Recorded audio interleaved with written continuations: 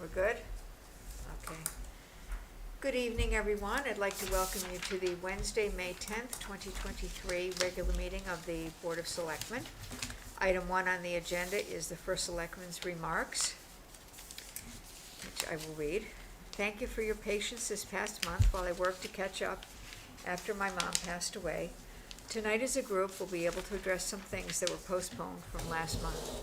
There is renewed interest in the Ad Hoc Sustainability Committee, and I could not be happier. I hope you will remember that previously when we attained the bronze level certification in October of 2018, it allowed for us access to grant dollars. With renewed interest in certification, we will have a potential for both state and federal grant dollars to come to Woodbridge, as well as community matching funds. I have developed a draft charge for the committee, which I will review with the committee and then share it with the Board of Selectmen next month. I'm pleased to say that we have a wealth of interest, as a total of 12 residents have volunteered. Tom Kennefick and Hillary Drum have agreed to co-chair the committee, and as of now, in the order of interest shown, Laura Ferranti, Kelly Aviles, Leslie Lyons, and Nita Lathy will also serve. We will have 6 other people that have since showed interest, and we will appoint if vacancies occur. On May 2nd, voters in each of the 3 Amity towns approved the Amity School District budget referendum. This is significant because it now allows for the municipal budget process here in Woodbridge to move forward as proposed. With that, I thank the residents who participate in the budget process, both at the preliminary budget hearing and the referendum.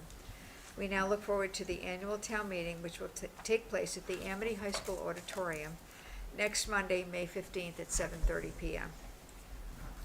In the interest of public health, I would remind everyone that the CDC recommends that over 65 and those who are immunocompromised receive a second bivalent COVID-19 booster. The Human Services Department, in conjunction with Griffin Health and Connecticut Department of Public Health, will provide another COVID-19 vaccine clinic on June 1st from 2 to 6 p.m. in the Center Gymnasium. There are no appointments necessary, and primary series vaccines are also available for those ages 6 months and up. Additionally, you do not need insurance to participate. I want to be sure to express gratitude to the Woodbridge Volunteer Fire Association and its members who hosted the Bethwood Baseball Opening Day event, which had to be held inside the firehouse this year due to inclement weather. It was great to have the Beecher Road School Band play at that event as well, and they always do such a great job. On May 6th, I attended the Volunteer Fire Association installation dinner, and I offer my sincere congratulations to all those firefighter volunteers who stepped up to serve as officers for the upcoming year. As a reminder, please consider attending the 23rd Annual Spring Fling and Auction WVFA fundraiser on May 20th.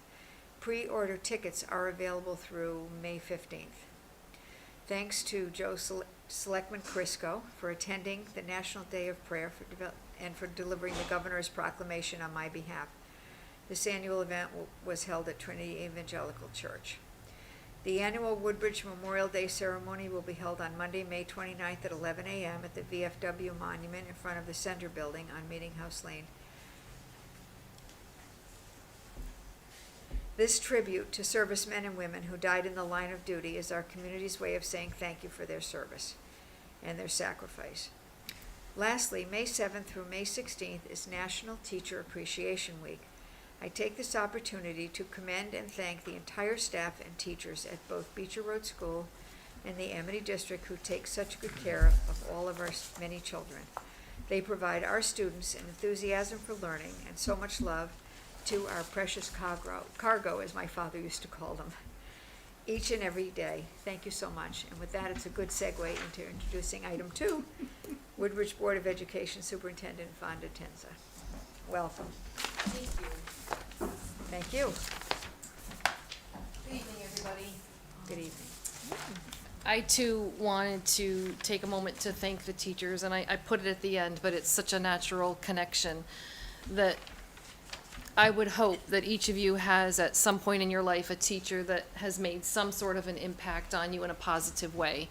And it's never too late to reach out and thank a teacher. We have amazing teachers and educators in our building. I actually feel like everybody in the building is some form of an educator. Our PTO and administration have found a variety of ways to help our teachers know that we appreciate them raising the bar. This week, we've had a coffee bar, a breakfast bar. Tomorrow, the Board of Education is sponsoring, all appropriate, an ice cream truck, ice cream bar. So we are finding a lot of ways to, in partnership, appreciate our teachers. Beecher Road School truly is the gem of your district.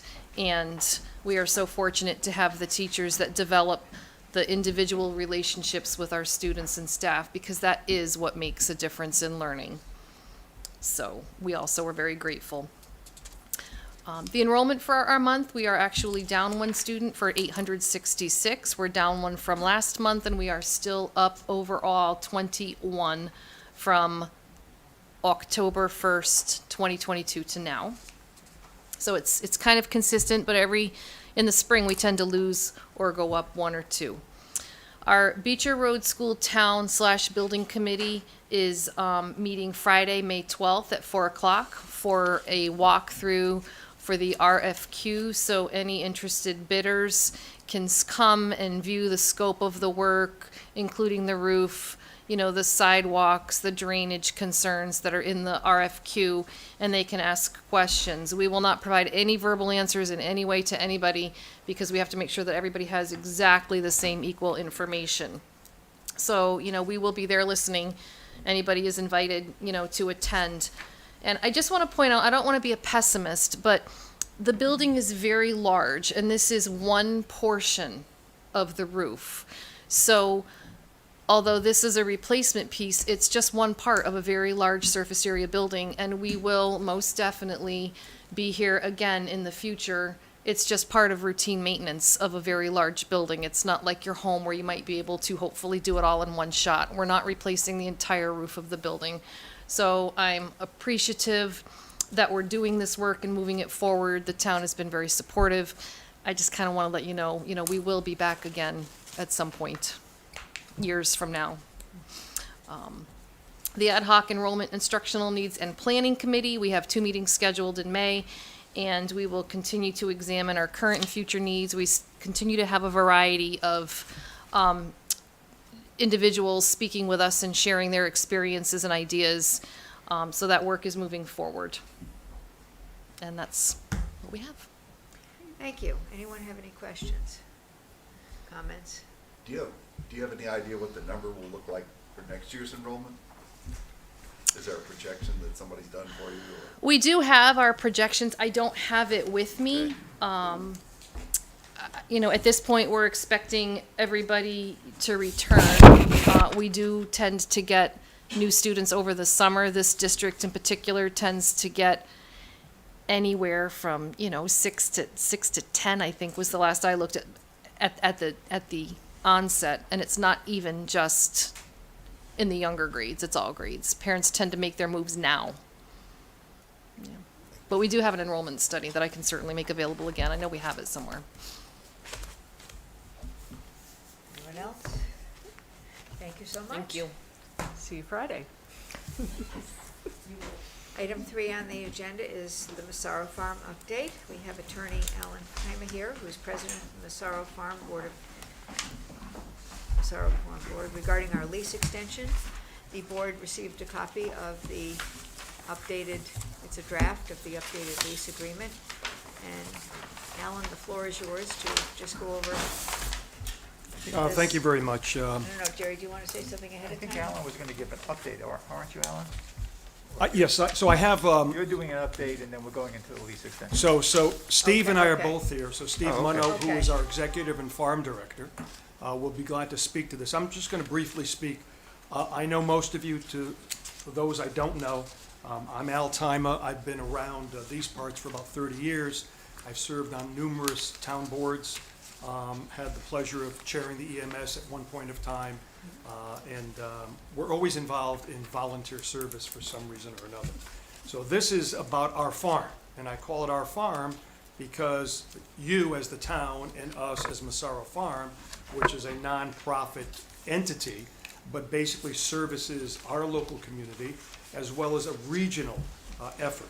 So we're basically in the, shall we say, the 5th year of an agreement that started, the 15th year of an agreement that started out in 2009.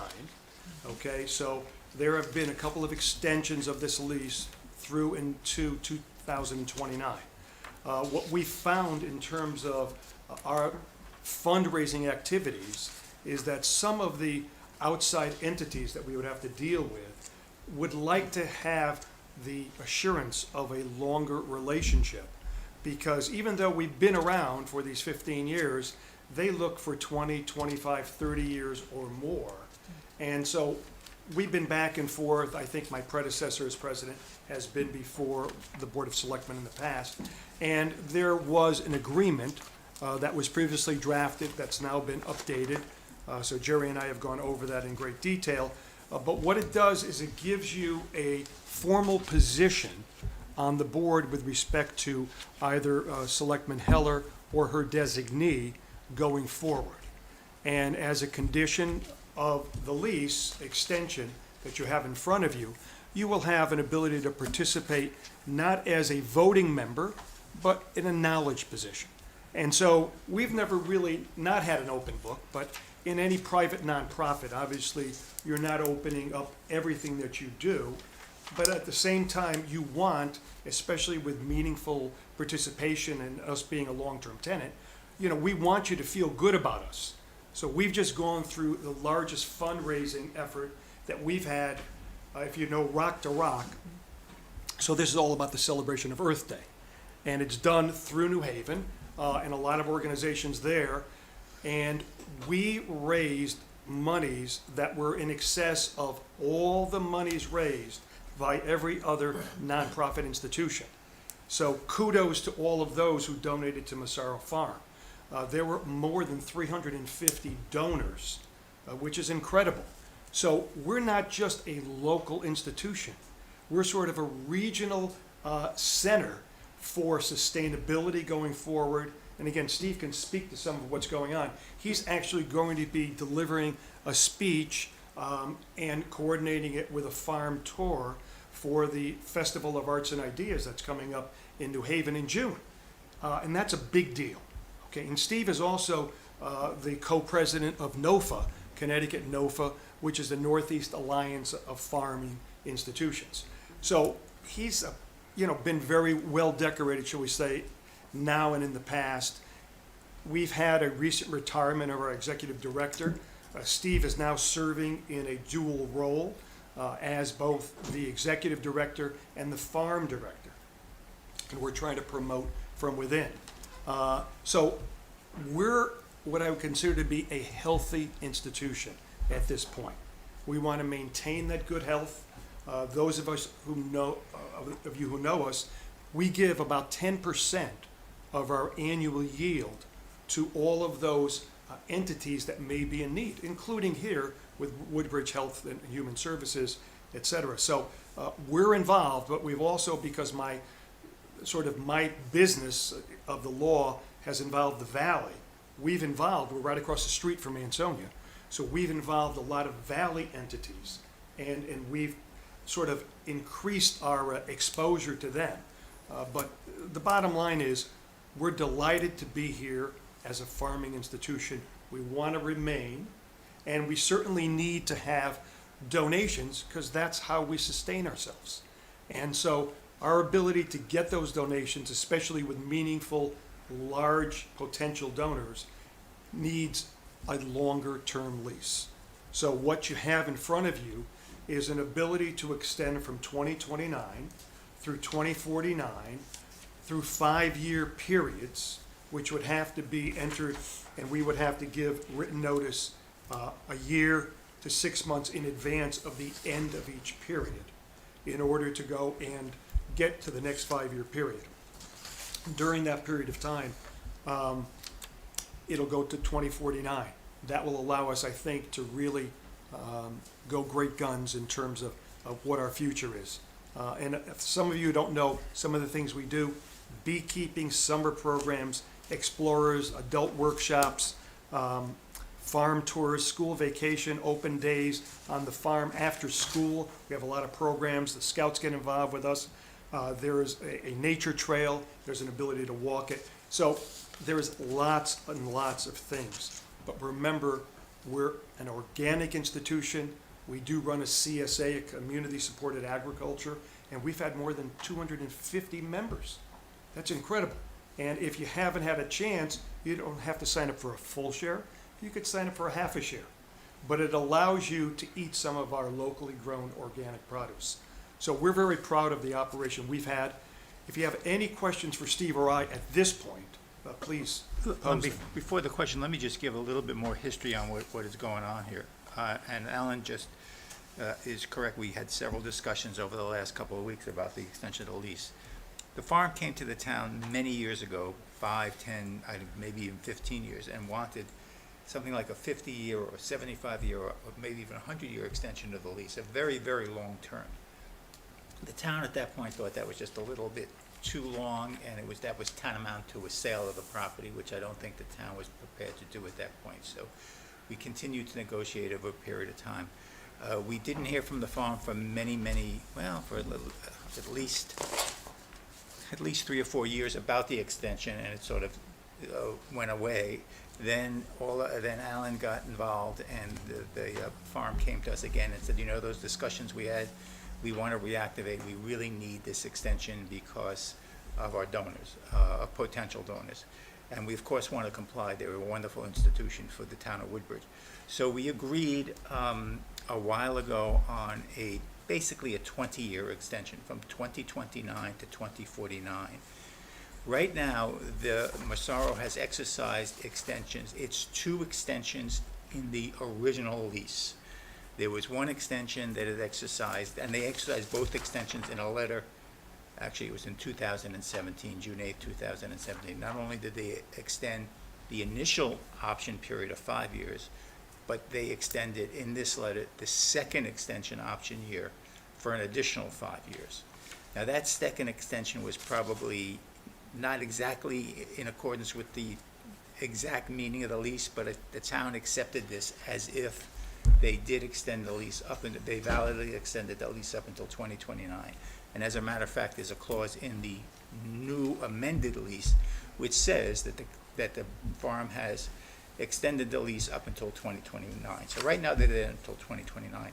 We agreed on this additional term, and we also agreed to have the first selectman, whoever he or she may be in the future, be an ex officio member of the board of the Massaro Farm, non-voting member. We thought it would be a good idea, since they basically have this property at no cost to them for an extended period of time, that the Board of Selectmen, the first selectman, whoever he or she may be, would have some interest in seeing the meetings and seeing what's going on, so they can report back to the board. And I think that's a fair clause for the town to insist on over these years. And the farm, to their credit, did agree. So we have before us this lease. Keep in mind, we have a charter provision that says that any lease for more than 1 year must go before a special town meeting.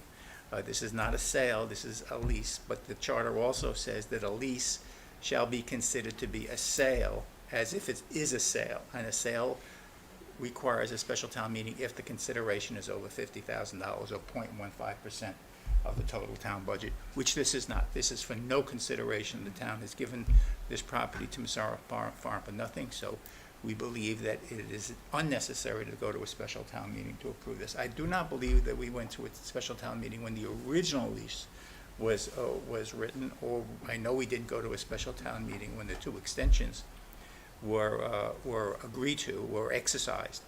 So it's logical not to have a special town meeting unless the board deems otherwise. So we're presenting you this option, this option to 2049. I think if the board agrees, then Beth will sign it, and they will be all set, and the town will be all set. Any questions now for Alan or for? There you go. And we want to also say that we really haven't cost the town anything in terms of, we do all of this on our own. And other than every once in a while, if you can give us some, plowing or whatever, and we always appreciate that. But we've been a self-sustaining entity, and we intend to remain such. Anyone have any Jerry, questions? do you think what is the reason for the town meeting clause? I mean, what is it? so the town weighs in on what we do with land, or so it weighs in on what we take in as money? I mean, is it, I just wonder what, you know, kind of why that's in there. And It's a good question, and I think the answer is, from what I can tell, neither of us were around, although I feel like I might have been around when this was done. You might have been. I might have Which been. means I might have I been might too. have Okay. So, people who wrote the charter, our founding fathers, so-called, probably felt that if the sale of mothers. land reached a certain level, it should not be solely the decision of the Board of Selectmen, it should be a town decision. And that's why we selected $50,000. $50,000 threshold is very, very, very old, and probably that number is outdated. And it should give the Board of Selectmen a little more flexibility. If by raising it, it would give you more flexibility. I'm not saying raise it to an outlandish number, but certainly not unreasonable going to 100,000. But right now it's 50. And I think it's just to make sure that the board doesn't sell or purchase or lease property in excess of a certain value without going to the town for consent. it seems like, the only reason the question came up was I thought, well, does that mean we can give away land as opposed to selling it without having approval? Which would be kind of Exactly, crazy, yeah. right? Yeah. Right. We wouldn't want to probably do that. Right, well,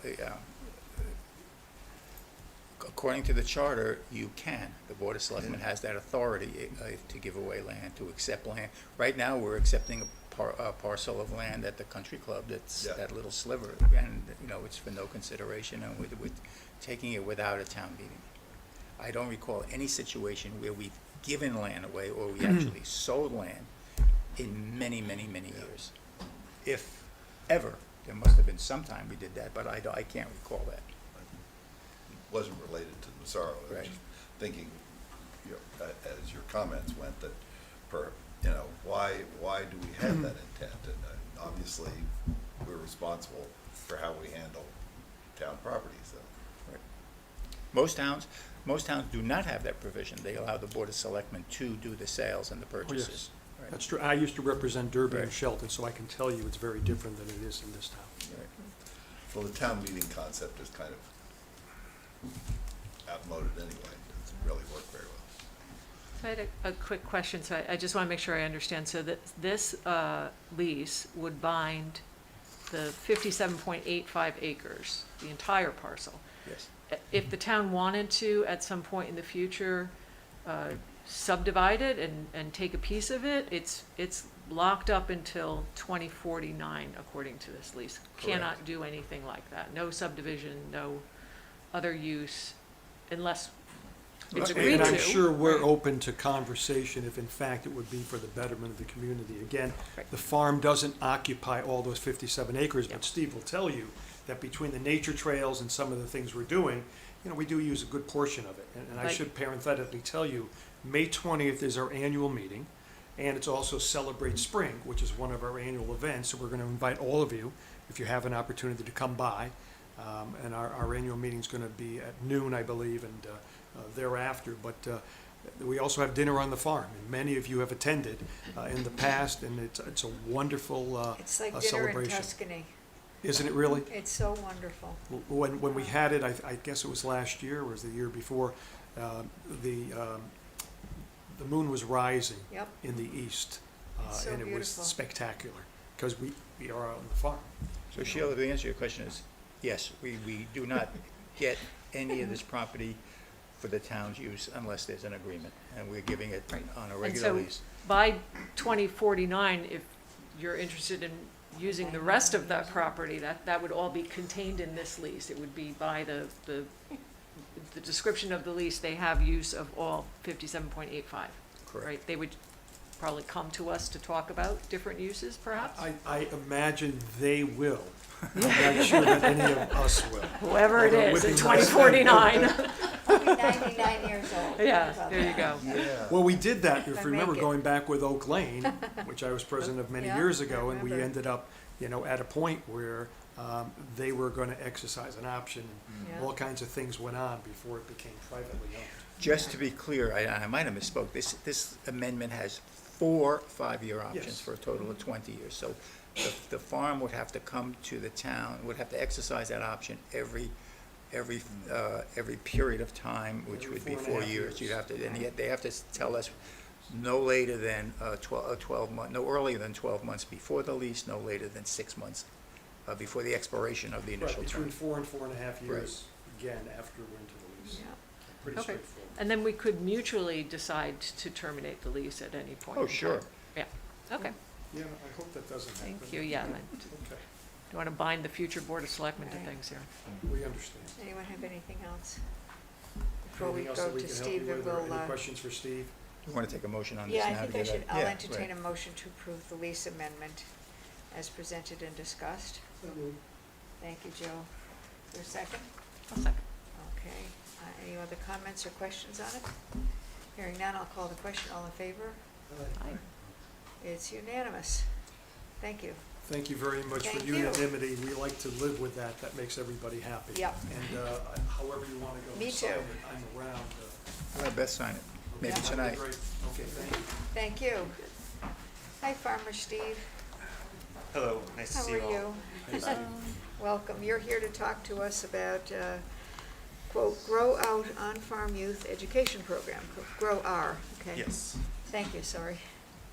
So, yes, I'm here to ask for another signature for a grant application with the State Department of Agriculture. It's the Ag Viability Grant, in which we are proposing to grow our on-farm youth education programs. We offer a number of programs throughout the year. Currently, we have a number of schools for field trips throughout the month of May and June. We offer after-school programs, which both Beecher and Ansonia schools come to. We have a summer youth employment program in which we employ, this summer we've hired 6 high school youth to work with us and who will train on the farm. We work with the Amity High School Senior Internship Program, which will start next week. We'll have 5 seniors graduating from Amity working with us over a period of 12 days. We've done that program for all of our years of existence, so we're now in our 14th year of that program. So there's a number of ways we partner and offer education programs on the farm throughout the year, and this grant opportunity allows us to do a little bit of infrastructure work. So we've recently built a new pavilion in our learning garden, thanks to partnership with Emmett O'Brien Technical High School. There's actually solar panels going on that pavilion this week, and we are hoping to add bathrooms and hand washing stations into the pavilion in the fall. So that's a piece of this grant, is adding those hand washing stations. A piece is adding and improving our livestock education area. So we've talked about goats here before. We want to improve an area with our goats and add a hand washing station there. So this improved livestock education area will be adjacent to where our goats reside, our bee apiary area, and our chicken pasture. So we're improving an area of the farm for gathering and learning, and then adding in the hand washing as well. And this grant will also help grow our summer youth education program. As I mentioned, we currently hire 6 youth. These funds will allow us to hire up to 10 youth next summer.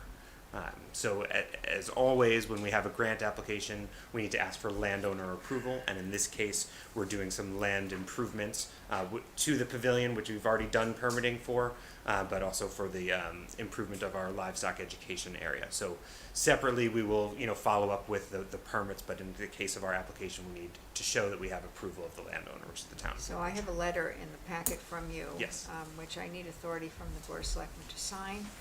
We consent to the proposed 2023 Farm Viability Grant project referenced above, pending full approval from the Board of Selectmen at its May 2023, assuming it happens tonight, meeting, and receipt of any related permits that may be required for the project. And so I guess I'll entertain a motion to approve But the this is signing subject this. to us seeing you don't have any of the documents, though, the grant documents? I can forward them. I did print out a picture just so you can see. It's sort of similar to some things I've shared in the past that I can share. But they usually give us some documents that the town has to sign when we get the grant. We actually get the grant. So there's this approval, and then that will be it from the State Department of Ag. But if they need to see any other like building permits and things, those are just done. So I you know, just direct. asked the motion to be, to have a conditioning clause that it's subject to the town approving any other documents that the state of Connecticut requires. Who Yes. knows, they may have some outrageous requirement. Right. I Indeed. can't conceive of anything like that, but it might. So with that condition, I think it's ready for the board to vote on. Is there that motion? Someone make that motion? Thanks. Okay, thank you. Is there a second? Thank you. Any other comments or questions for Steve or anyone? Thank you. Okay, Thank you. don't leave, I'm gonna do it right now. Okay, great, Jerry thanks. Shaw made me do that. That's great. And I Oh, can I'll call the include it question. in the All in favor? application. Okay. Thank you so much. Okay. Okay, Hey, come and get it. And you don't have to come back tomorrow and pick it up. Thanks, Steve. Thanks so much. Steve, Thank before you you. leave, I have a couple of questions I wanted to ask you. Number one, is there a conservation easement on that property? There is a conservation easement on the Okay. property. It's for use is agriculture and recreation. And so for Okay. those who remember back 2009 and prior, there was some interest in a baseball field there, and there was interest in restoring it to a farm and community So farm. it really can't be developed for housing then? Correct. It cannot be developed Cannot be for developed housing. for It's housing. in When the so town- that the entire property is in the conservation easement. When the town received the property, a condition of us receiving it was that there be a conservation easement Okay. on it. So the grantor put the conservation easement on it. except the one house where people live now. And by keeping that as a farm, Good point. we receive, among other things, Connecticut state grants for farmland, do we not? We do. So we apply for and have received numerous grants, There are a probably in number of excess grants of at state, I would say we're well over $500,000 in grants that we've received over the years to improve the property.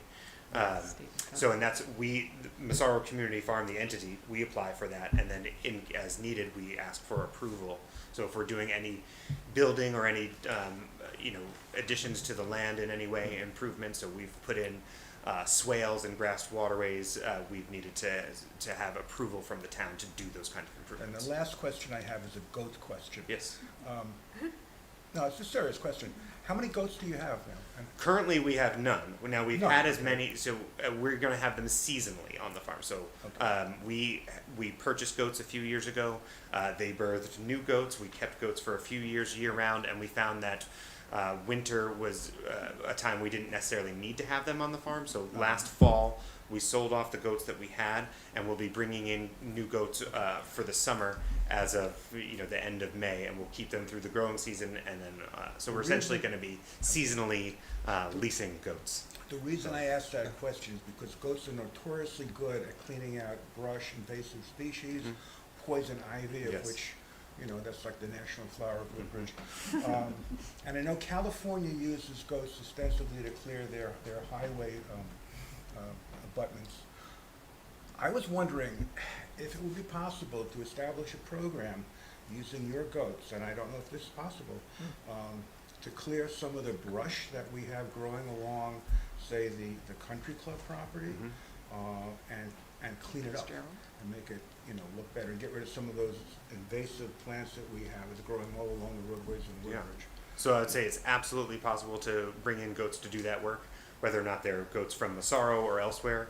There are farms and organizations that do that lease out goats. We had a few years ago in Edgewood Park, just down the road in New Haven.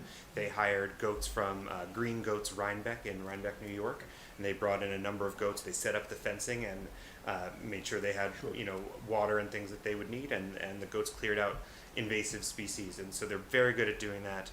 Right. Whether or not it's a service that we end up offering is to be determined as the program goes forward. But that's why we brought the goats into our farm, is that we have 30 plus acres of woods and wetlands with lots of invasive species growing, and it's not something that we, with people power, can handle. Sure. But goats do a great job. That's Yeah, and they eat enjoy all- it, too. And yes, Right. so.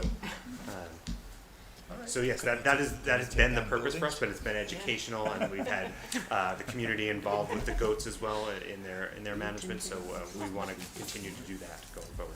What's that? Thank you so much. Thank you. Great. Happy to talk more about it too. Thanks All right, again. Thank you all. Thanks for coming.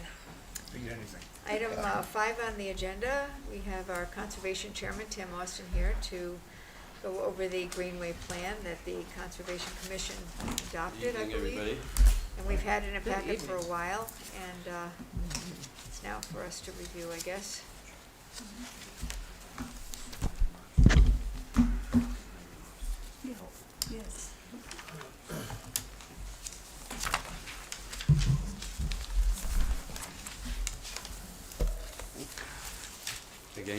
evening, everybody. Good evening. I think I've met everyone at least in passing. I think at a volunteer tea and at a celebration for Ms. Harthy many years ago.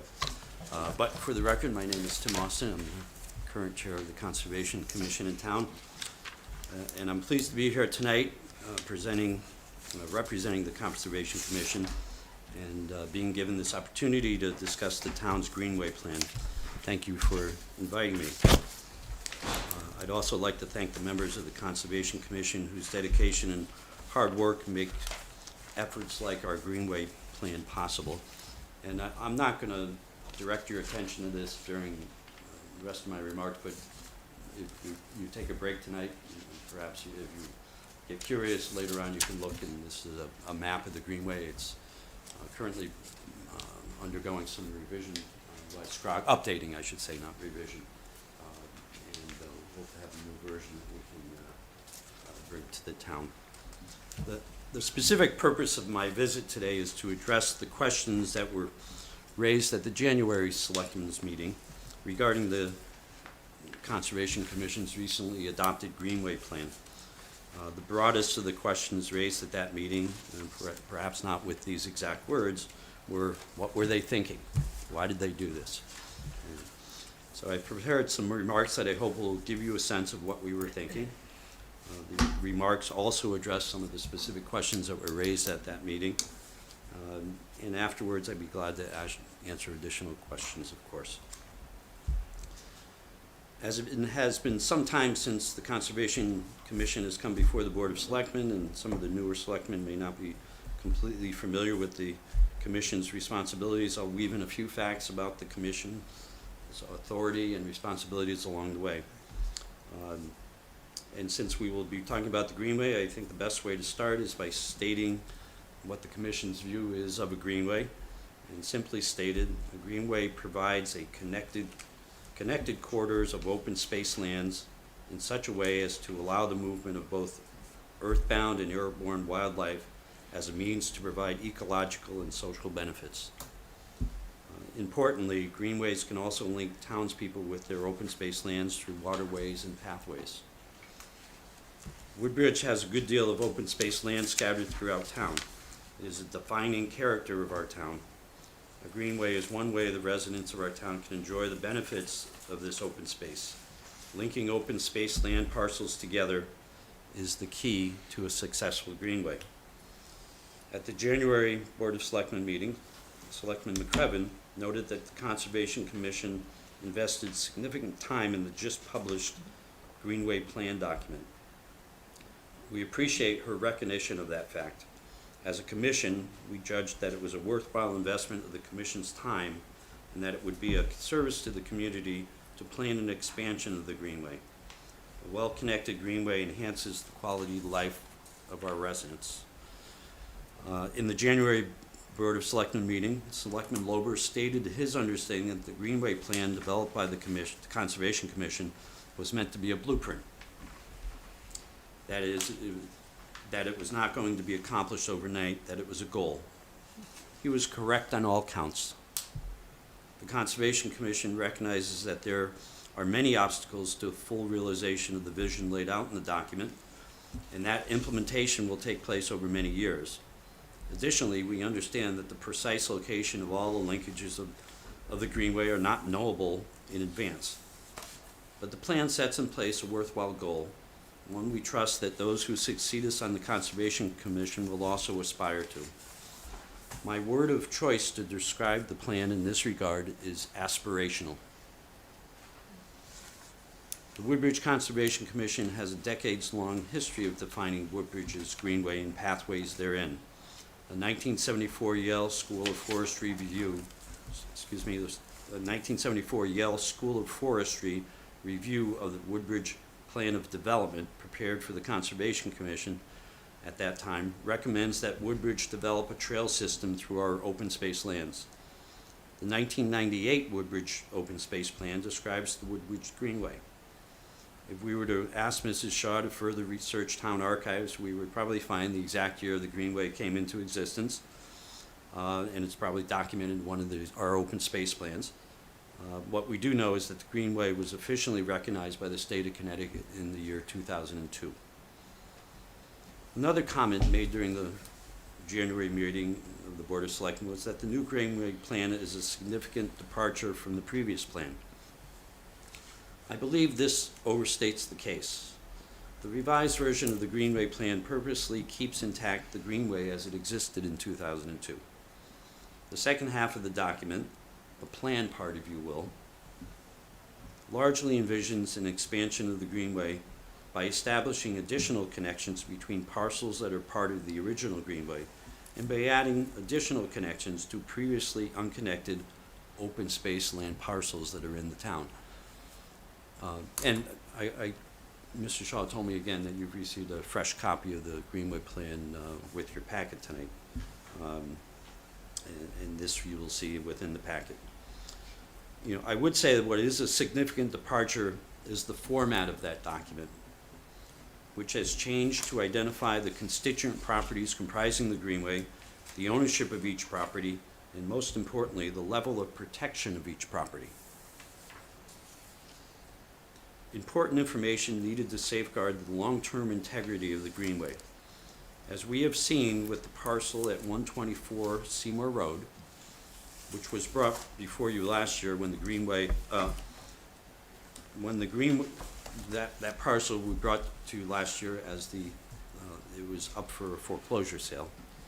And when the Greenway passes unknowingly through privately held land and without the proper access rights in place, the integrity of the Greenway can be jeopardized as that property was, and still is, and that's not a closed matter.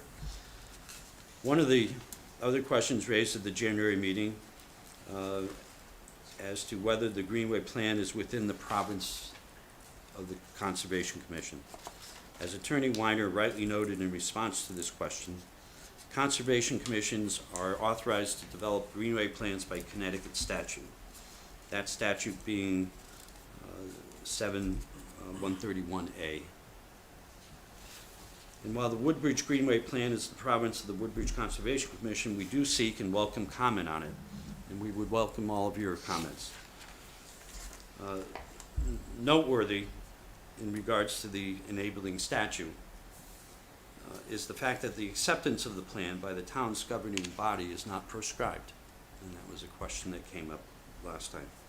I'll speak more regarding adoption of the plan in a few moments. Another question raised at the January meeting was the relationship of the Greenway plan to the town's open space plan. The Greenway plan is not the open space plan. However, as in the past, this newly adopted Greenway plan will become an integral constituent part of the open space plan. Given the significant effort involved in the recent update, the Woodbridge Greenway plan was developed as a standalone document, but with an eye towards its place as part of that open space plan that the Commission will be revising in this coming year. Besides precedent and public service reasons, an additional reason the Conservation Commission updated the Greenway plan at this time is what lies ahead for the town. In 2025, the town is expected to refresh the Plan of Conservation and Development, POCD. One of the selectmen with experience in drafting the POCD told me that the development of that document takes a lot of time and work. In that same conversation, the inference was made that Connecticut municipalities no longer just do a plan of development, which they used to do. They now are required by state statute to do a plan of conservation and development. And therefore, the Conservation Commission would be immersed in that effort. Connecticut Public Act 5-205, an act concerning plans of conservation and development, is the enabling legislation for every town's POCD. And among its many articles, it provides for Greenway plans to be incorporated into the community's POCD. Knowing that the work of the POCD would be coming and wanting a well-thought-out Greenway to be part of the POCD, the Conservation acted last year to revise the plan. And that was, again, part of our motivation. We wanted to be ahead of the wave. In the January meeting, Selectman Lober wondered if the Greenway plan should be sent to the TPZ? The answer, in my view, is yes, but a qualified yes.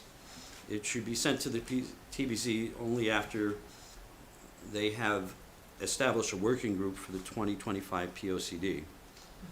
With inclusion of the Greenway Plan in the POCD, adoption of the Greenway Plan will happen in concert with adoption of the POCD, whose ultimate approval, I believe, is a town meeting followed by adoption by the TPZ itself.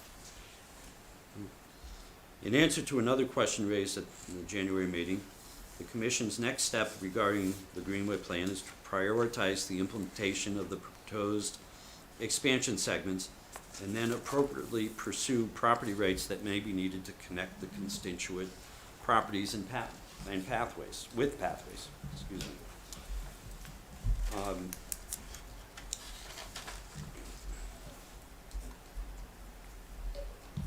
The sharing with the Board of Selectmen of this recently adopted Greenway Plan by the Conservation Commission did not come with a funding request.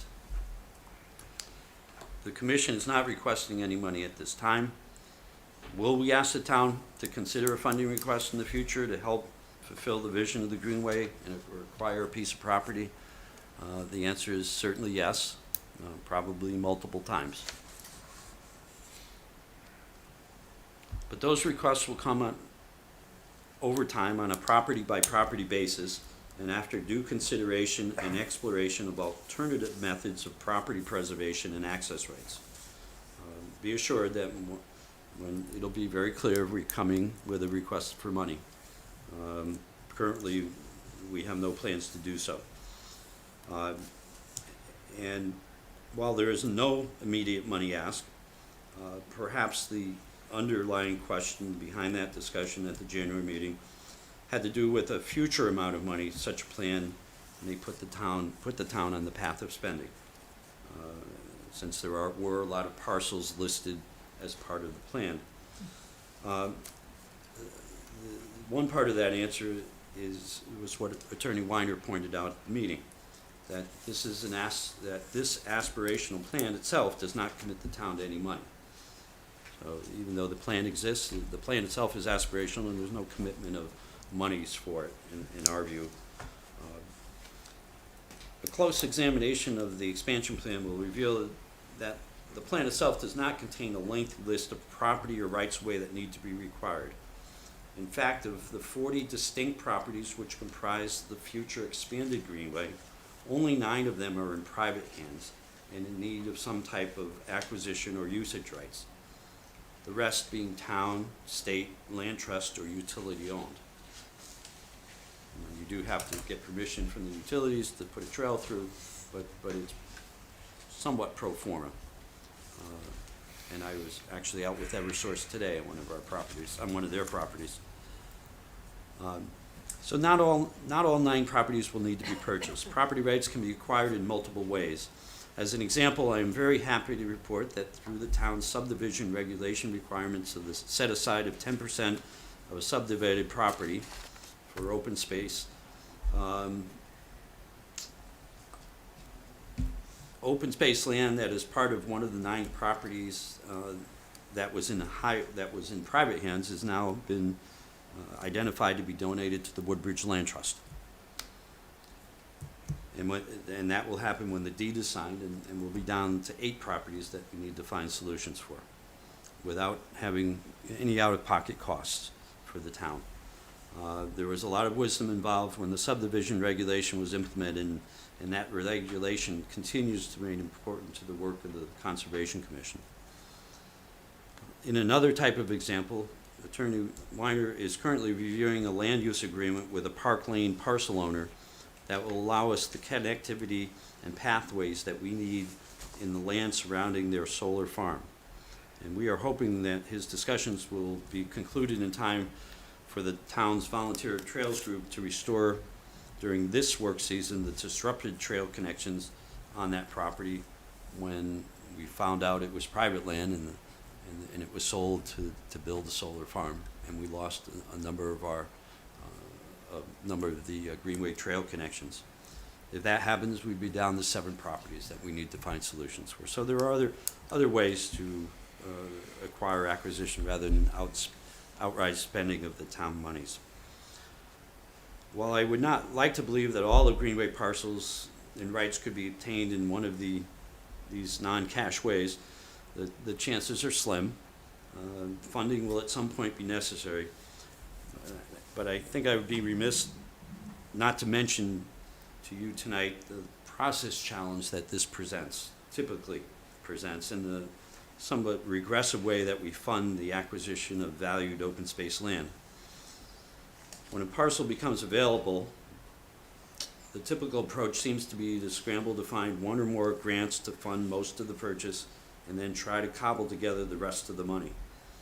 Depending on the grant cycle, getting approval for a grant can take up to 1.5 years, and success is not guaranteed.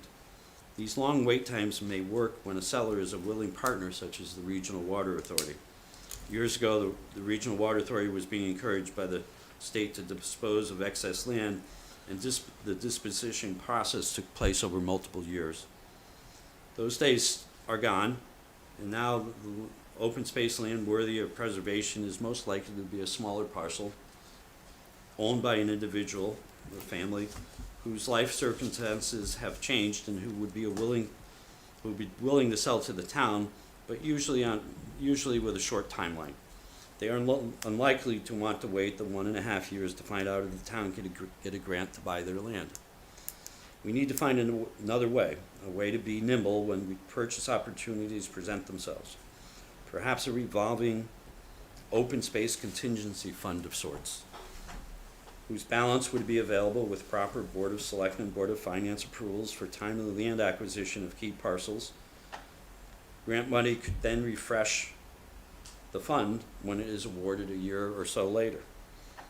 Of course, this fund would need to be seeded initially with town funds, but I hope to talk about such an approach with the finance director in the near future, and I hope the Board of Selectmen would be supportive of such an approach if it was well thought out and well controlled. Finally, a couple questions raised at the January meeting had to do with the Conservation Commission's plan to update the state about our Greenway expansion plans. So, brief background. The state of Connecticut has a nomination process for officially recognizing greenways across the state. The Connecticut Greenways Council reviews local greenways that are submitted to them for recognition to ensure they meet at least one of the 4 defining characteristics of a greenway according to Public Act 95-335. Characteristics such as protecting natural resources, preserving scenic landscapes, connecting existing protected areas, and providing access to the outdoors. In this recognition review process, the state does not involve itself with the parcel composition of the local greenway. The Woodbridge Conservation Commission submitted a nomination form for the initial Woodbridge Greenway in March of 2002. I'll quickly note that this original Greenway plan was itself aspirational when it was created. And many of the parcels have since been acquired, but they were not, these were really targets, and many were in private hands at the time of the creation of that original plan. In their March meeting of 2002, the then Board of Selectmen passed a resolution endorsing the Conservation Commission's submitting of the Commission's Greenway Plan for official state recognition. It read, resolved, that the Board of Selectmen of the Town of Woodbridge do hereby endorse the Woodbridge Conservation Commission's application to the State of Connecticut Department of Environmental Protection to nominate the Woodbridge Greenway for official state greenway designation. As you just heard, the board that night endorsed the application for recognition by the state. Passage was unanimous, and I have copies of that resolution with me to give to you. The current Conservation Commission, having planned our expansion of the Greenway, had planned to update the state records with the extent of our aspirational Greenway, something I was assured the State Greenway Council welcomes. We informed the Board of Selectmen of this in our level in our letter of transmission of the plan late December or early January. The fact that the Conservation Commission was going to communicate the expanded greenway to the state raised the question at the January Board of Selectmen meeting as to whether the Board of Selectmen needs to pass another supporting resolution. This does not seem to be absolutely necessary to me, as one, the Board of Selectmen has previously endorsed official state designation of the Woodbridge Greenway in the resolution I just read. The Woodbridge Greenway is currently, in fact, officially recognized by the state. And three, the current action that the commission was going to undertake was just updating the particulars, which neither the previous board nor the state has previously approved. The state just being interested in making sure the greenway fulfills the state requirements for being a greenway, in which ours already does. Talking to the state Trails and Greenway Coordinator, I was given the impression that the recognition of additions to our greenway would be pro forma. If, however, when the Connecticut Greenway Council receives our materials, and if they decide they want an updated Board of Selectmen resolution, I may sheepishly come back to you with a request for such a resolution endorsing our action. But as of now, I don't see the necessity of taking the board's time with it. Of course, we would appreciate your support, and if you would welcome a resolution of support, if you'd like to, if you choose to do one at tonight's meeting. As I said, I have copies of the resolution that I'll distribute to you. You can see what was done previously. And I also have a flyer from the Land Use Academy at the University of Connecticut that may be helpful to you all in understanding the responsibilities of the Conservation Commissions and their powers. So I'm going to start those around here. I'm not sure I have enough for each of the selectmen, and maybe a couple more, but probably not for every single person. We can get, if there's not enough, we can get them out. Yeah, And make copies, and Jerry can send them out to others. There should be just about enough. So with that, I will take questions. Okay, anyone have any questions? And not sure about any action we're going to be able to take this evening at this point, but questions? Yeah, Questions? so first, I want to, again, thank you and your commission for all the work on this. I think this is a tremendous document. It has a lot of potential questions. I see from your statement now that portions of it are considered aspirational, and I think that's a great description of what we have here. I guess I have a couple of remaining questions. You have answered a lot of the questions that I had in mind. Thank you, which is why I took a long time with the Yep. remarks, and I hope it wasn't too long. We're almost at 6. That's great. So I'm going to ask you just a couple of Sure. clarifying questions on top of that. So I think when you're saying that it is aspirational, I think it may be page 12 or so at the bottom, it talks about creating or sending this into, as part of the open space plan, having it go in front of the plan of conservation and development. We view it The as next one, right? In the one coming up in 2025. Right. Yes, So between now and then, yes. this is, you've adopted it, the Conservation Commission has the power to adopt it as part of its open space plan. Yes. And the aspirational portions of it, I heard you say you're not actually asking us for any money or anything at this point in time. In order to move forward on any of the aspirational things that you very clearly described what they are, Mm-hmm. what is the role of the Board of Selectmen, or is it completely on the Conservation Commission to begin approaching private property owners, discussing things on behalf of the town, or is that the point in time where conservation comes back to Board of Selectmen? And you like my view on that? Well, Is and that a I question for me, or? probably also want a legal opinion, so I'm looking this way as well. Oh, I just want to okay. make sure I understand the role of the Board of Selectmen and give the proper role to conservation, because I know you guys are very eager to do that. I just want to make sure I understand where the Board of Selectmen has to approve before it happens or after it happens, et cetera.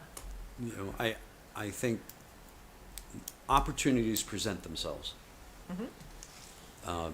So we certainly, on our part, as I mentioned, first we need to set our priorities. We'll do that.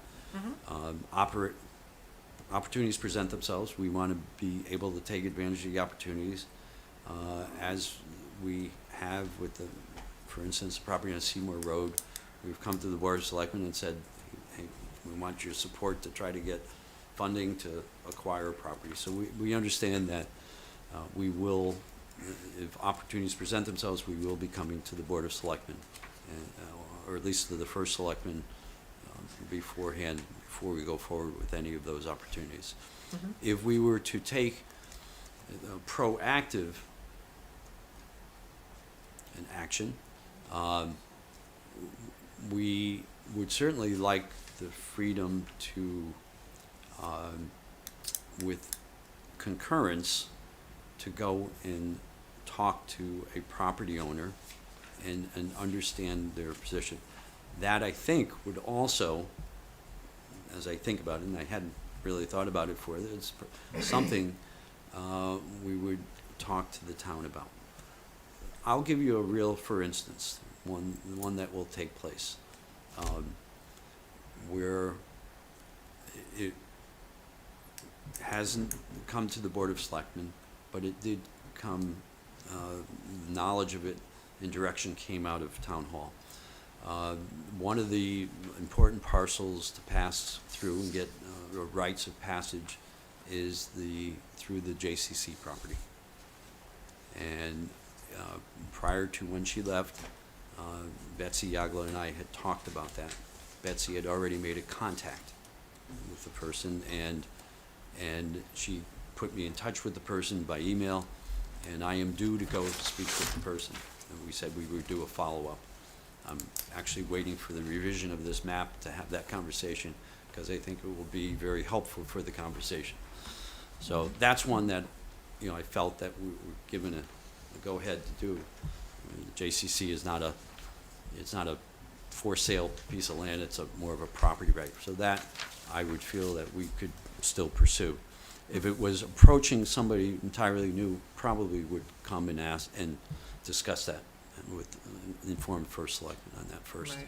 I think Probably. only because we've had Yeah. some history where Conservation Commission has wanted to do certain things Yeah. and has gotten, for example, legal counsel, and the question of whether the town has authorized that or not has come up kind of retroactively. So we, Yeah. I think, I, as a member of the Board of Selectmen, just want to be clear.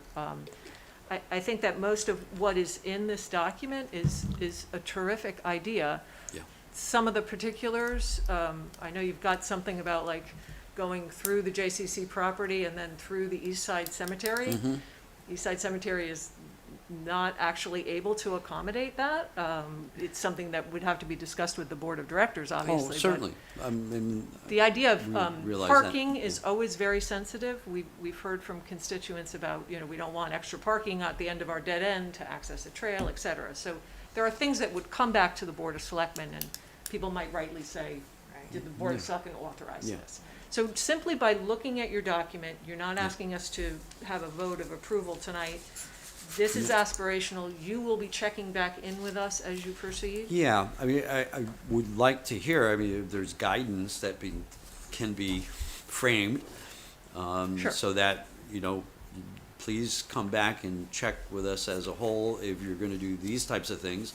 These types of things are okay to go, I mean, there's a level of pre-discussion, Right. I sense, and then there's a level of, oh, there's some possibility, interest, and we may pursue something, and so just finding that And just right, clarifying that, where those, yeah, as you said. where those lines are. And I- lastly, I would just say that the very important piece of funding and the open space set-aside funds and whether any grants, I don't know that grants can replenish if a purchase has already been made, so Yeah, the it- thinking it's about how to something- it's- fund it. It's a first blush of a thought, Yeah. and it's something I want to explore, because there's just got to be a way we can be better equipped when the opportunity presents itself. Right, and it sounds to me as though moving forward into the plan of conservation development process, Yeah.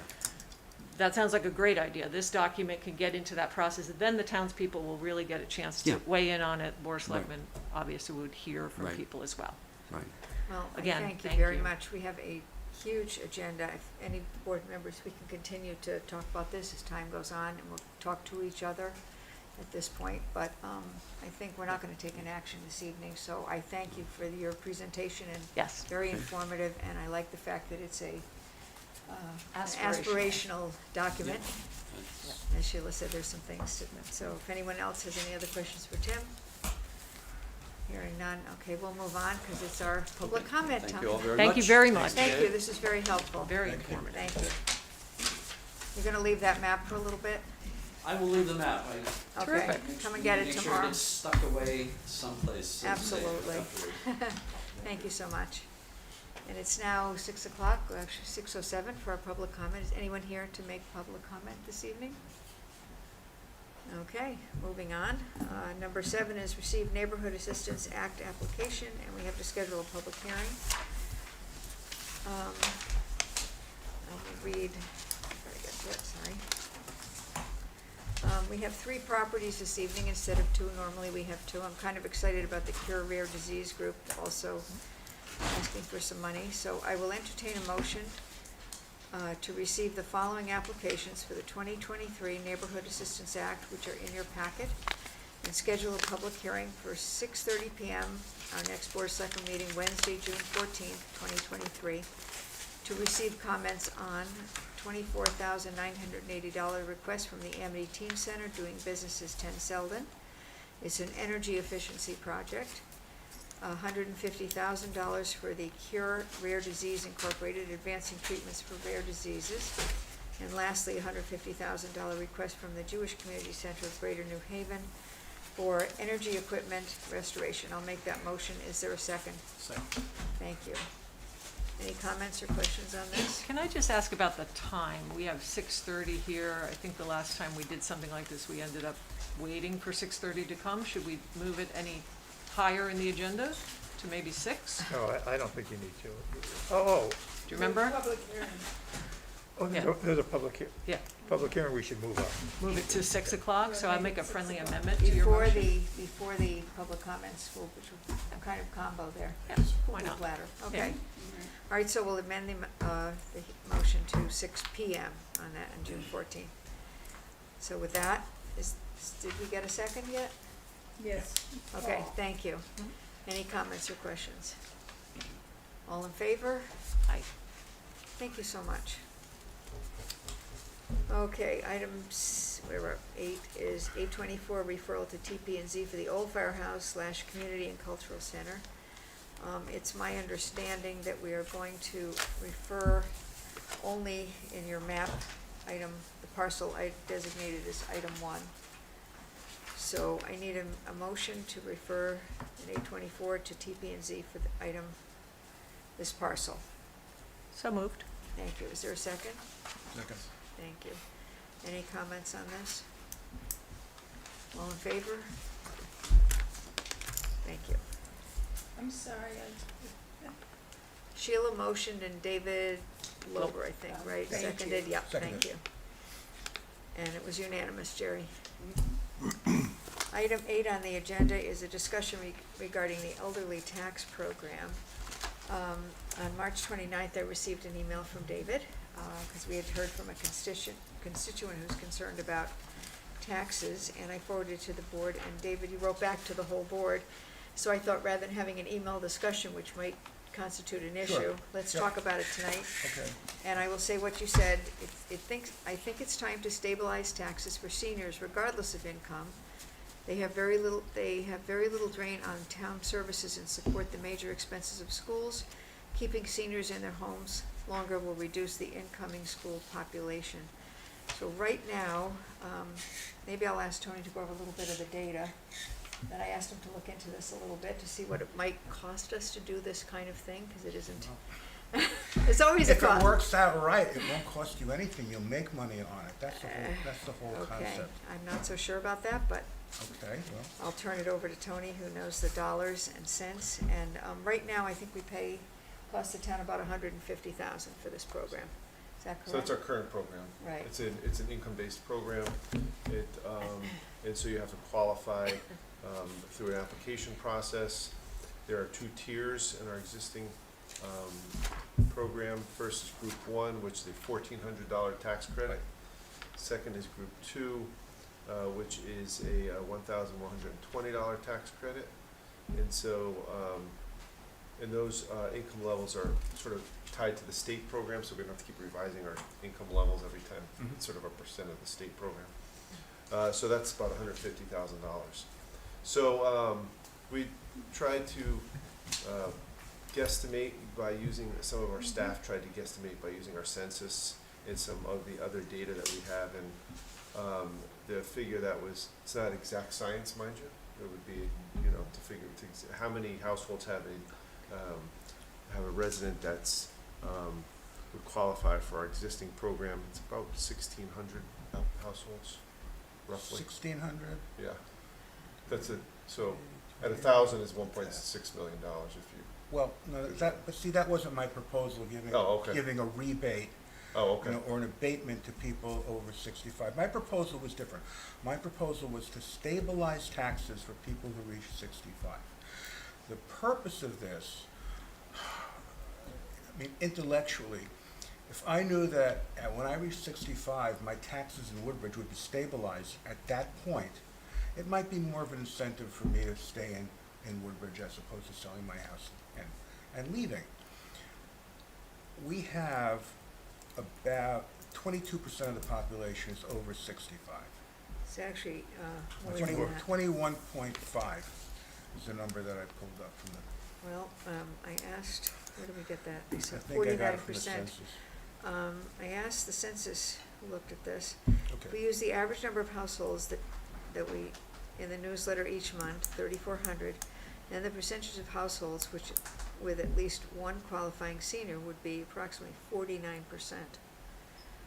This is What are you defining senior though, over 65 or over six- 55? Sheet 2 is most residents over 65. There's some residents on tab 1 census without birth dates. Okay, Yeah, over 65. So we had, yeah, it's over 65, no duplicates. okay. So, here's the issue here. We have 3,057 households in Woodbridge. The average, the median selling price of those homes is $578,000. With a mill rate of about 45, you know, roughly 45, each household will generate $18,000 in taxes. Each student costs $24,000 in taxes. So anytime that you can keep a senior in their home, they're generating a positive revenue for the town because they're not taking up the services. And that really, you know, is my intention, to try to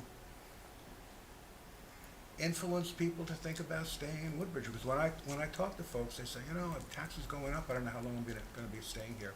And my street has almost completely turned over in the last 5 years.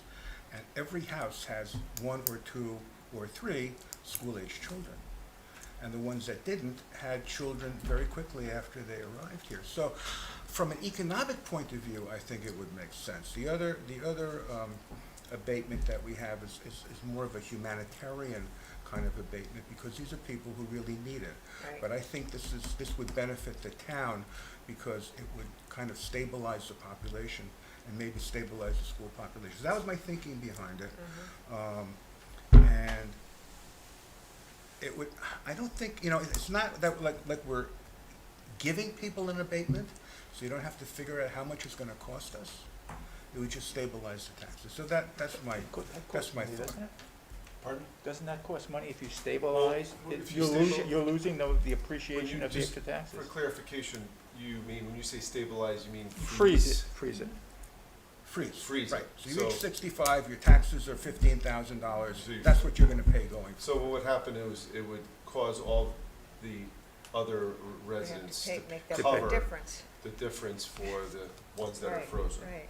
That's what would happen. Well, right now, we have all these families with school children, and everybody else pays for the school children. I mean, that's just the way it works. That's the way taxes work. They No, go no, for the no, no. common good. No, that's not true, David. Paying for children is something that is required by state statute. You gotta do it, whether you like it or not. I personally like it. I think it's really important for the town to encourage students to come, or else we get it to be an aging society, an aging town that has no forward movement. I mean, it's great to have, I think we encourage the young people. I understand your position, Right. and it's not an invalid one, but you gotta give them the other side. I think we want to encourage people to move in who are young with families. I know there's a problem on money and taxes and the school, but it's the only way a community can grow and to be viable and to be productive.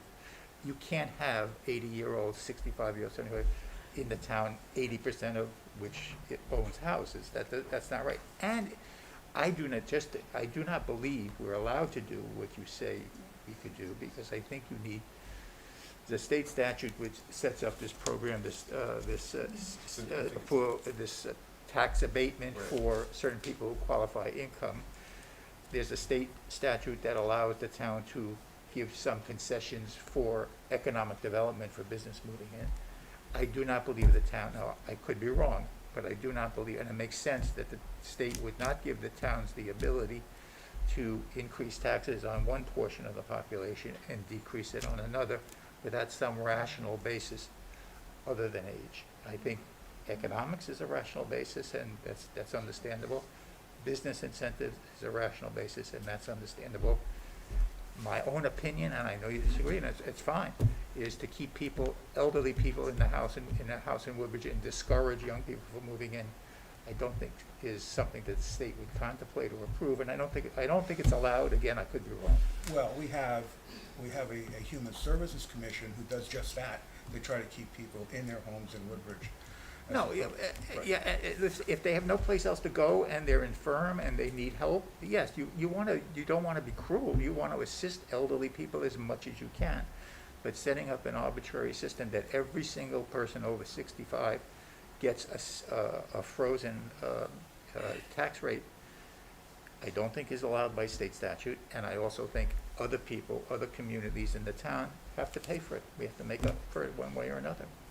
And to hit the young people, I don't think is a rational basis for the state to legislate. Well- But again, I could be wrong. Yeah, I'd like to know if there really is a statute about Yeah, that. well, you can find out. You can call the CCM, Connecticut Conference of Municipalities. They'll give you that answer. Yeah, so, yeah, I'd like you to find out about that. But as far as, I'm not gonna find, you can call CCM, Connecticut Conference of Municipalities in New Haven. They'll give you the answer. Don't know about it. you want me to do your job? Yeah, absolutely. Can I have some of your support? Anytime you want, without getting paid. No, that's no good. I do this without getting paid. Okay, so that's my proposal. Well, the budget's coming up next year. Right. Actually, we're pretty much hopefully Monday night done. But, I know I'd there's love, I know we did some research on this. yeah, And there are a number of programs throughout the state that have an elderly component to them, but as far as I can recall, they're all income-based, as far as I can recall. In other words, there may be one with a freeze, but it's an income-based, as Jerry indicated, Right. where it'll freeze taxes on an income-based level, but not just for everyone over a certain age. Just At least one that I'm more- aware of. one I can more look into point it further, that- Among the people over 65, Yep. we have some very, very, very wealthy people. Of course. And for those people to get a stabilized tax rate as opposed to people who really, really need it, I don't know if that's something Yeah, we want to but- encourage. But those very, very, very, very wealthy people also get Social Security and Medicare. Yeah, but they've worked for those things. They paid Right. into that. That's the So system. I think that's a specious argument, but anyway, Okay. We'll see. You're going to get that for us. you're gonna get back to us. Well, Okay. you make the so we big can bucks, continue Jerry. this, okay. What? All right, so that's Just going wanted nowhere, to is that get what I'm that hearing? out there, this is as far as I got. I'm sorry? You can come back and get more information and try to figure it out. I'd love to have my taxes frozen, but I'm gonna stay here no matter what, as long as I can. Just Most saying. people stay in Woodbridge until they can't, Yeah, either for economic reasons or for health Right. reasons, or because they die. yeah, So, it's a limited okay. program. Well, thank you. Okay. All right. Next is the ordinance committee report. I will turn to Ms. McCriven? Sure, I'll give a very brief update. The ordinance committee did meet on April 26th. We took a look at a couple of items, and I would just bring back to the Board of Selectmen for informational purposes. We took no action to refer anything to the Board of Selectmen, but we did discuss the difference between an ad hoc committee or a standing committee that is created by ordinance. I think, so either way, we heard that the same rules are going to apply. There are FOI requirements. Agendas have to be made in advance. Minutes drafted versus approved minutes have to be approved by the boards and commissions. Only electors can serve. Minority party rules in the state statute apply. You need a quorum in order to vote. And importantly, the FOI rules about no discussion outside of noticed committee meetings, all these apply to whether you have a standing committee or you have an ad hoc.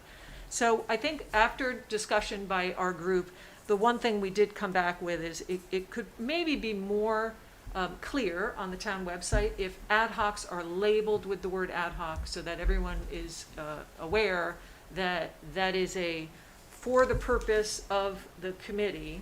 It exists. It has not gone through the ordinance process. So we just wanted to make sure that everyone understood.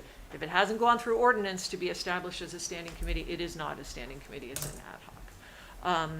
And I think that was the gist of the conversation, was a little bit of clarity about how boards and commissions typically, unless there are very specific circumstances, don't act on behalf of the town. They make recommendations to the Board of Selectmen. We talked a little bit earlier about Conservation's recommendations to the Board of Selectmen. And that's the case unless it's very specifically laid out in state statutes, as Jerry mentioned to us, TPZ, for example, and wetlands. A couple of other topics that we touched on at the meeting itself. We had a few more items on our agenda, and that included the idea of consolidating boards and commissions. We've been talking at some length about it. We want to recognize that that's something we'll work with boards and commissions on. And then we had two other topics, PFAS, PFOS regulations. We're going to find some more information about that and see if there are any examples of that happening elsewhere that we might want to consider back at the ordinance committee to recommend to the Board of Selectmen. And then lastly, the idea of inclusionary zoning. That is also something that some towns and cities are able to do at an ordinance level or a Board of Selectmen, Board of Aldermen's level. We don't have any clear evidence that we're able to do anything like that. So I was going to touch base with Scrog. I want to discuss first at this meeting to see if there are any recommendations about any town like Woodbridge that might be looking into inclusionary zoning, what that would mean. And then, of course, we should hear from our Housing Committee, we should hear from TPZ, whoever it is. It's entirely possible that that belongs at TPZ, and then perhaps Board of Selectmen would make a recommendation to them. But that was the other item on our agenda that night, and like I said, we didn't actually take a vote on anything coming to the Board of Selectmen at this time. And that's a report. Thank you. Good job. Okay, Can I go back to my previous agenda item, because I have an answer to Jerry's question here, which I'd like to read. Do you have permission? go for it, but Okay. quickly, because we've got All right, lots to so do. this is, Back and forth. Well, no, you're getting outside help. That's not fair.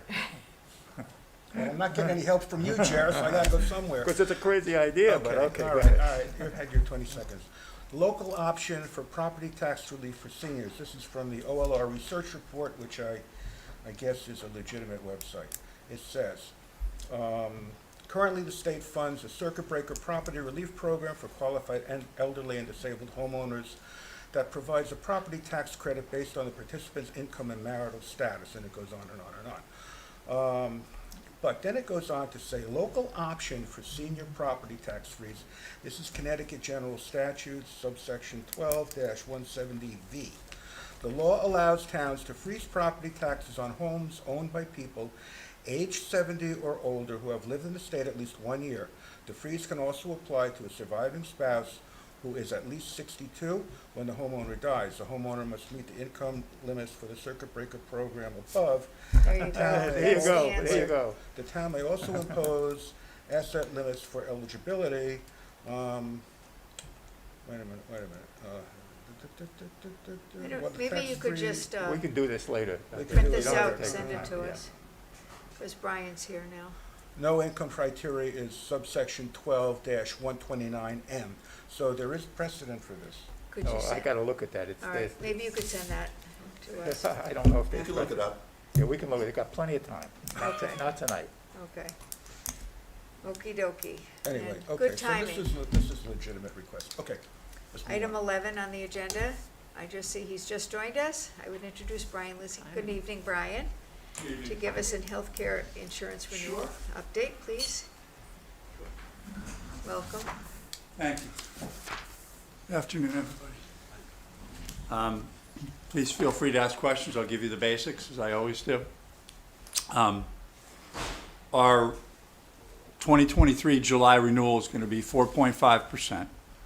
The original that came in back in December was about 9%. Connecticut wanted to work with us and said, can you give us a couple of months to track claims and we might be able to do better, and they did a pretty good job. The average BUCA increase, by BUCA I mean Blue Cross, United, Cigna, and Aetna, is anywhere between 8 and 12%.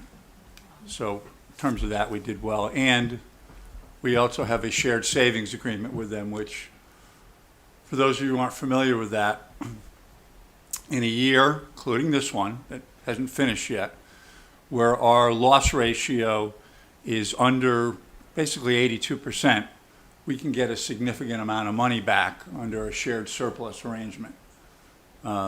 Essentially 50% of that shared surplus, whatever it is. So it's hard to tell what we're on track for right now, because they do it based on when the claims were incurred, not paid. So we really still have, for the most part, April, May, and June to go. And they do the final accounting about 3 months after the plan year ends. But based on what I see in taking out some of the shock claims, which we have protection against, I think we're probably going to fall somewhere between $40,000 and $100,000 returned. Best guess. In terms of other bids, this year what we got, we refer to in my industry as shadow pricing, meaning that the carriers that all bid on us last year that didn't win the business said, call us when you get your final number and we'll tell you whether we're going to jump in. And basically what everybody says is, we'll do 1% better or worse. If you're unhappy with Connecticut, you can move to us for the same number. But we've been very happy with Connecticut. Tony, am I wrong? Yes. Okay. Right? Yeah. The Anthem dental renewal was a 0 increase. Anthem vision renewal was a 0 increase. Our life insurance, which we saved about, not a big expense, we saved about $8,000 last year, is also in a rate hold. So there's no increase there. And as far as projecting forward, we're having a better year than, we had a couple horrific years in 2019, 2020. Just to give you an idea how we're doing better. Right now, we only have 2 large claimants over the pooling point. The pooling point's a number that Anthem builds into our contract that protects us for any claims over $125,000. In years past, we've had as many as 8 over the pooling point. We're now down to 2, which is good news. We still have, my numbers here, 13 claims that are over $50,000, but most of them are controllable. So we're in pretty good shape. And last year, we did very well. Connecticut made a huge investment with us and gave us a 0 increase. We had 4 over the pooling point and 17 over 50,000. So that's calmed down quite a bit. And one of the claims, which was over $1 million a couple of years ago, is now very controlled, and I don't even think it's $500,000 anymore. But it's going to be ongoing with pharmacy and things like that. So all in all, we're in good shape. I think you guys are happy with the renewal. Yep. The Board of Ed was happy with the renewal. Right, we combined with the Board of Education on our renewal. And basically, I'm here, Beth, at some point. Tony, unless you have it already, we just need the renewal signed and sent back to Connecticut. Right. Okay. We need a motion to do that? Yeah, it'd be good to do it. Authorize the first selectman to execute, is that the Yeah, motion? motion to, Yep. right. I'll make that motion. First of all, yeah, I was going to say, does anyone have any questions for Brian at this point? Very succinct good explanation. I actually Try to be almost succinct. understand most of it, so. Especially the We're in good hands. Thank you. Tony, we'll email that to you Yep. tomorrow. bulas and stuff. Thank you very much. You're welcome. Okay. Thank you, Brian. All right. So Sheila, go ahead and you'll make a motion. That's the motion to authorize the first selectman to execute. Okay, is there a second? Second. Thank you, David. Any other comments or questions? Hearing none, all in favor? Aye. It's unanimous, okay, thank you very much. Tony, Administrative Officer, Director of Finance Reports, number 12. Thank you. You're welcome. Our year-end budget has a approximate surplus of $921,000. We had an allocation of fund balance of $400,000, which means our actual projected surplus into our fund balance would be about $500,000. It gives us about $8.1 million, or 15% of our annual expenses. Our big contributor to our surplus has been and continues to be our interest income, which is now a surplus of about $415,000, and as the Fed raises rates, our interest income increases.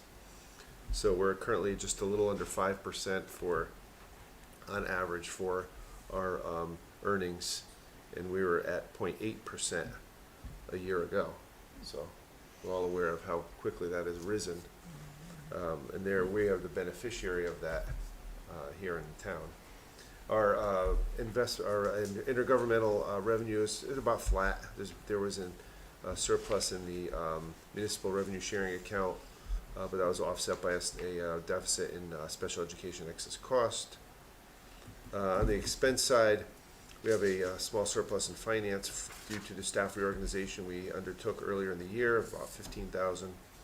Our building official surplus of about $18,000. That's based on what he works compared to what we budgeted. Waste management, the deficit's gone down slightly. It's at $30,000. That has to do with our solid waste tonnage, and more importantly, our recycling tip fees, which is a little under $100 a ton.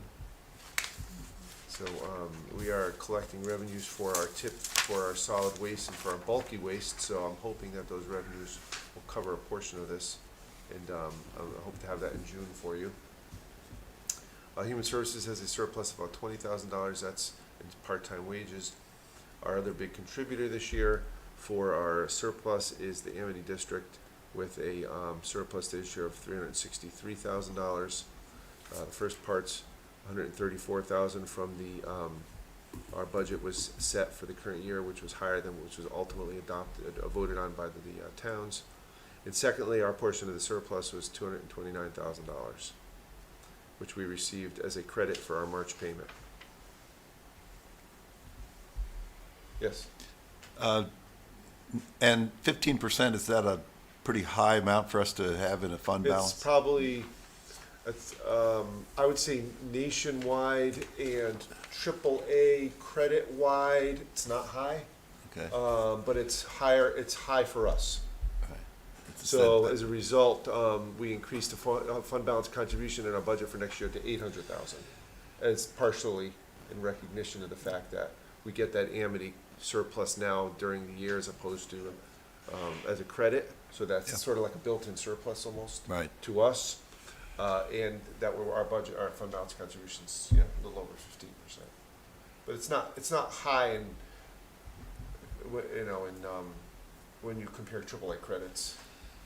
But And you mentioned how the interest has, elevated our, do we have any other, I know there are some boards and commissions that have friends groups and things like that that maintain accounts. Are they maintained with you, with the town, and into? So we have 3 trust funds that are maintained by the investment committee. That's the Noisy Clark Trust Fund, which is a non-expendable trust of $50,000 is the non-expendable part. You can't spend that part. And that's probably a couple $100,000 in it, and that's monitored by the investment committee. The second one is the Common Investment Fund, which is also monitored by the investment committee. That's for the cemetery, the town cemetery. Northwest. That's got over $100,000 in it. And the third is the OPEB trust, which is the other post-employment benefits trust. and that is, it's about $7 million in it. That's for other post-employment benefits for town employees. Those are set up specifically by statute where the investments are different than what we invest in. We can only invest in very strict investments that the state prescribes to us, basically government debt, or the state has it's called the short-term investment fund, a lot of short-term debt, a lot of short-term investments, which is why our rate keeps going up, because the short-term rates keep going up. And that's on the Treasurer's website if you want to track it and follow it.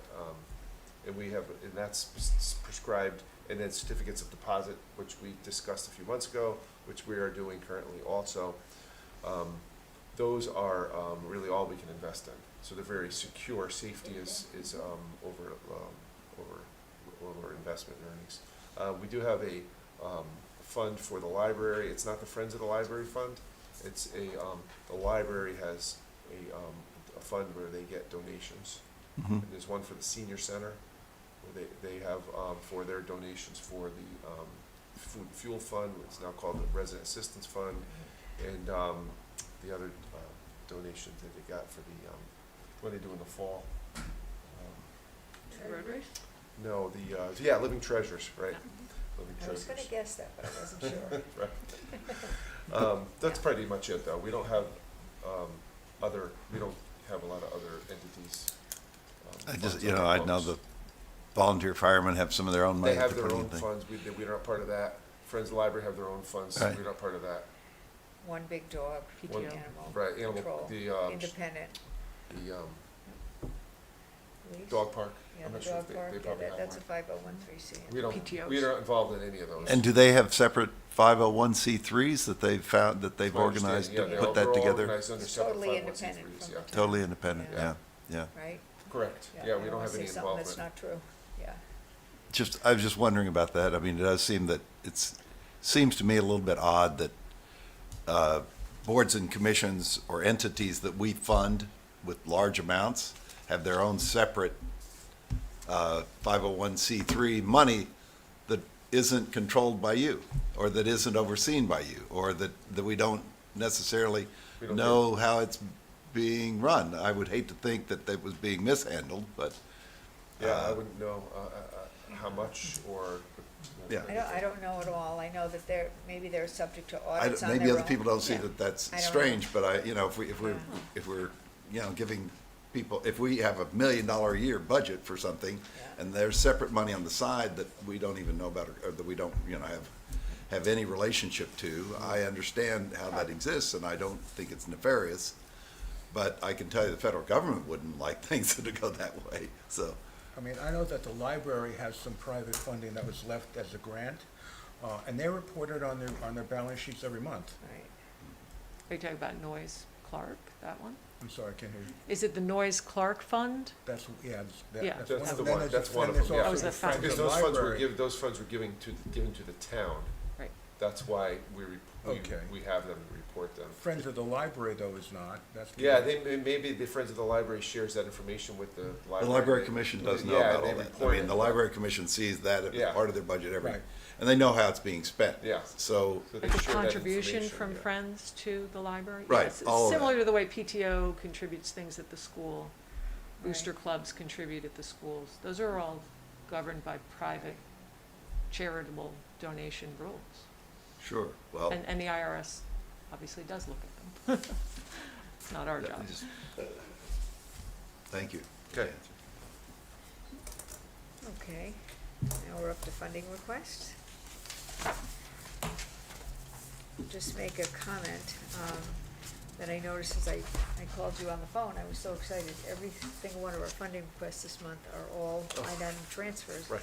within the budget, so every Right. department found the money and didn't have to come for further funds, so I was very happy about that.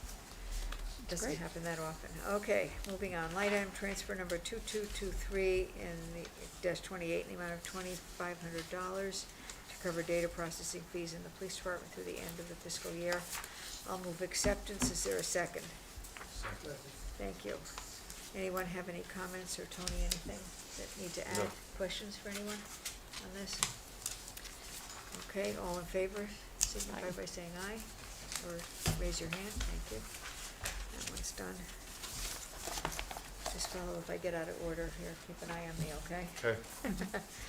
Next one is line item transfer number 2223-29 in the amount of $49,000. Transfer to address the shortfall in the equipment parts, vehicle parts, and maintenance budget. Public Works, they did find this money in their budget in various accounts listed on the second page of this request. And the shortages are due to increased costs for parts and supplies. Big surprise there. I'll move acceptance of that. Is there a second? Anybody have any questions on this? Hearing none, all in favor? Aye. It's unanimous, great.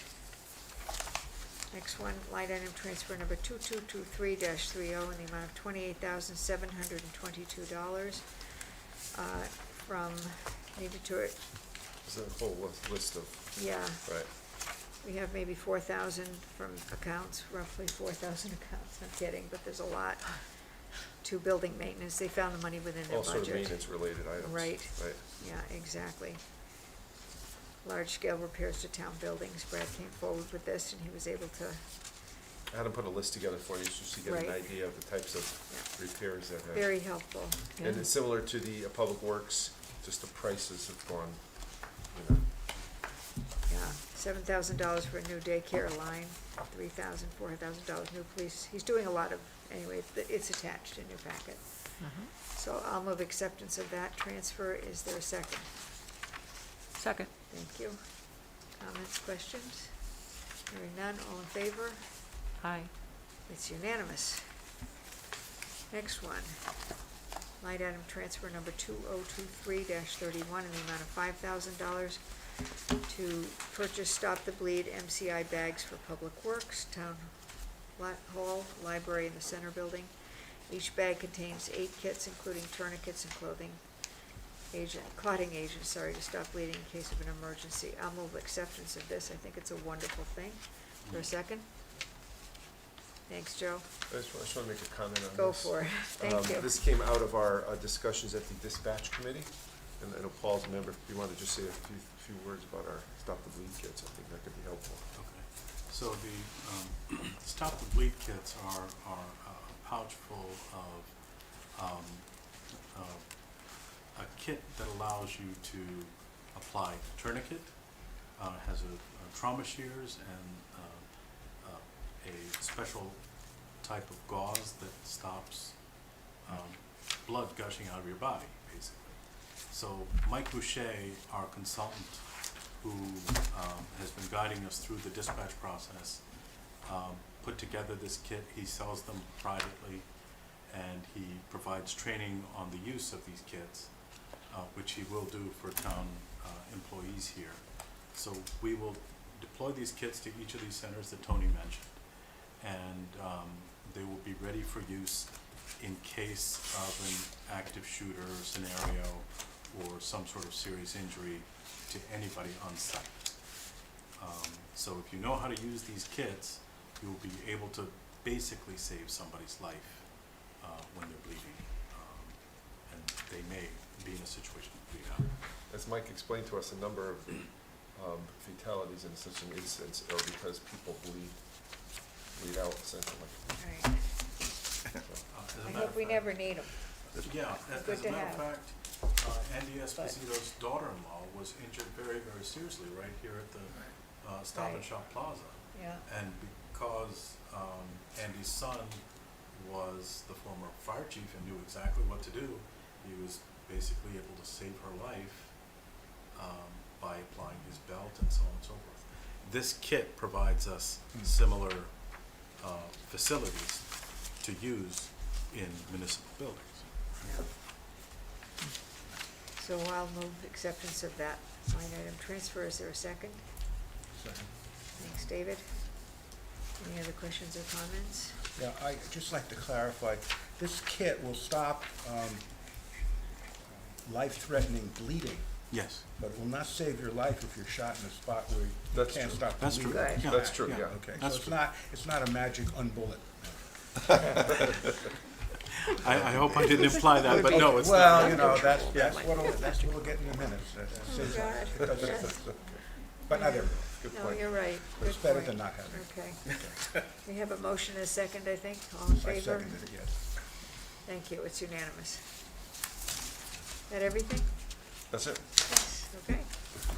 Moving on to item C is the bid waiver. First one is for catch basin cleaning.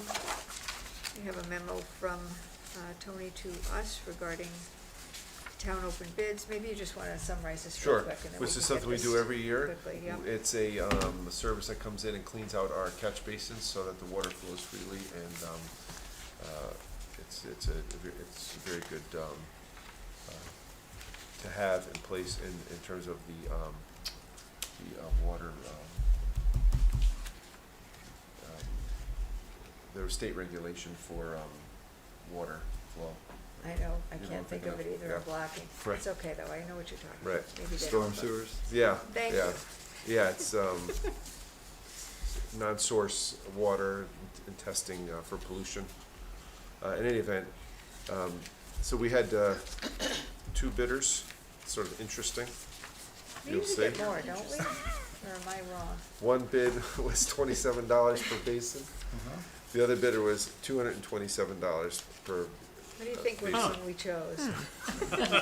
Well, let's go with that guy. So, it's just an example of how bidding is, helpful. We've used Janet's. We have, we've used them in the past, yeah, Yeah. they're They know typically- our streets, I They think. usually know, Yeah. what's one reason why they're a lot less is because they know the streets, they know, and they also know that we clean them out every year, so they don't have to spend a lot of time per basin cleaning them. Some towns don't clean them every 5 years, it takes longer per. Okay. Excuse me, are they also gonna clean the catch basins at the school, at the beach road? They do, yes. They do? Yep. Yes, they do. So I will make a motion that we award the bid catch basin cleaning, bid number 2023-07 to Janet Sweeping for the apparent low bid of $27 per catch basin, a total of $44,172. Is there a second? Thank you. Any comments or questions? Okay, all in favor? Hi. Looks good. Okay. Next one is copiers. So, Yeah, maybe, I can explain, I'll go Please through a little do. detail here. This So is we went out to exciting. bid for our copiers, and there are 7 copiers, right? correct. And we received 12 proposals from 10 bidders. Our current bidder is BBI, by the way, if you're curious who that was. And so we would like to recommend Prism, which is the second low bid. And Karen did a lot of work on this, so I'm just want Karen to go into just a little bit of detail as to why we're picking Prism on this particular, we're recommending Prism. Okay, I visited Prism, which is the second lowest bidder.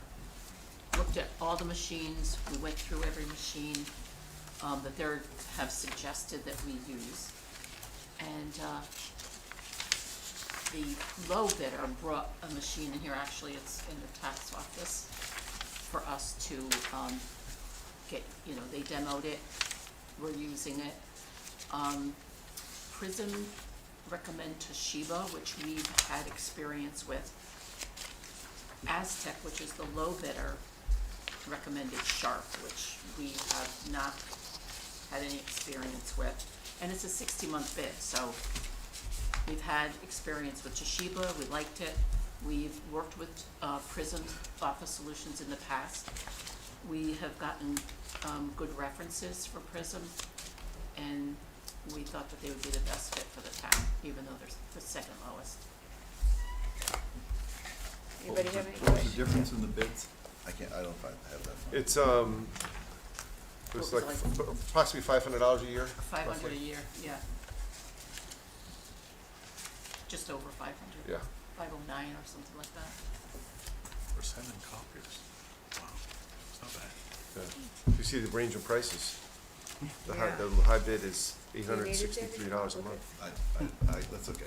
Okay, That's all I I can needed to know. empty my packet here, no worries, okay. So the recommendation to, So I could tell you what, Yeah. the low bid's $365 a month, and the second low bid's $407 a month. Okay. and the high bid is $863 a month. Okay. So your recommendation? Prism. Is to go with Prism? Right. Correct? Correct. I understand reading this memo. Okay, I'll entertain a motion instead of making the motion for a change.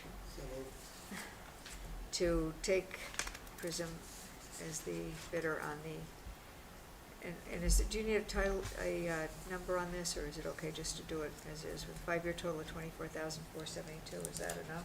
Yeah, that's good. You're happy with that? Yeah. And Okay, Joe made that motion, is there a second? Second. So, Thank and the, just another point of clarification on this, when we enter into copier leases, they have a non-appropriations clause in them. And so Jerry knows what that is, so if for some reason the copier is not appropriated in the budget, we can return the copier at no charge, and that's it. That makes sense. So it's not a 5-year commitment, it's a 1-year it's got the non-appropriation clause in it. And they'll keep everything we paid up to the time. they Correct. return it, Yeah, Right.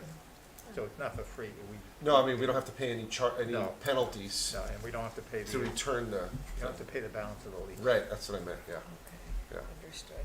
That's Okay, yeah. we have a motion, a second, any other comments or questions on this? Hearing none, all in favor? Okay, great, thank you. Lastly, under bid awards is the audiovisual system for the senior center. I think this was through a grant, if I recall. Is that correct? Partially through a grant and Yeah. partially through the funds that are raised by the senior center, including the aforementioned living treasure. Our old living treasure friend, okay. Okay, so after reviewing the proposals of the 4 bidders, Senior Center, the Human Services Director, Jeanette Glicksman, and you, Tony. Yep. Believe that DNR Laboratories to be the apparent low bidder. She'd like to recommend awarding the bid to DNR Laboratories in the amount of $24,754.97. And there is a memo in your packet from Jeanette as well. I will move acceptance of this bid award. Is there a second? Second. Okay, any comments or questions on this? Hearing none, all in favor? Aye. Okay, thank you. That's great. Yeah, that's good. It's gonna be a That's great very addition to the exciting. senior center Yeah. when it's completed. Yeah. Hopefully it's completed by mid to late June. Yeah, They stay also tuned. do We'll this get an project. invitation out to you Pardon? guys for a DNR? ribbon cutting. Same one, yeah, Yeah. yeah. It's very exciting. Okay. Okay. Next on the agenda is adopt the 457B Employee Deferred Compensation Plan. And I guess Karen and Tony are most familiar with this, so we'll ask you guys to turn to you for an explanation. Sure, our 457B plan is our plan that we allow our employees to withdraw or to deduct from their pay on a pre-tax basis, funds up to a certain limit to invest, does not have a town match. This is just for employees. There's actually a Roth portion, which is part of this plan, which allows you to deduct it post-tax, that's new, deduct it after taxes and put it in a Roth, as opposed to traditionally it was always pre-tax. So that's sort of a new feature. This summary has all the, parts of the plan in it, and so, if the town is sponsored by the town, it's a town-sponsored plan, so therefore, thought it'd be appropriate that the board adopt the plan. So I guess to get it rolling, I'll make a motion that we approve the 457B Employees Deferred Compensation Plan as presented. Is there a second? Second. Anybody have any questions for Tony or Karen? Not for me, because I don't understand it. I don't want to be. We Not previously had 3 participating. vendors and we consolidated to one Yeah. vendor, we consolidated to 3 plans into one plan, and that's what this is. Okay, all in favor? Okay. Who seconded that?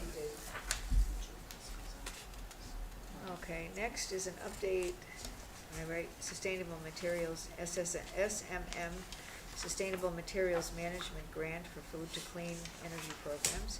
I think Karen's gonna give us an update, or is it Tony?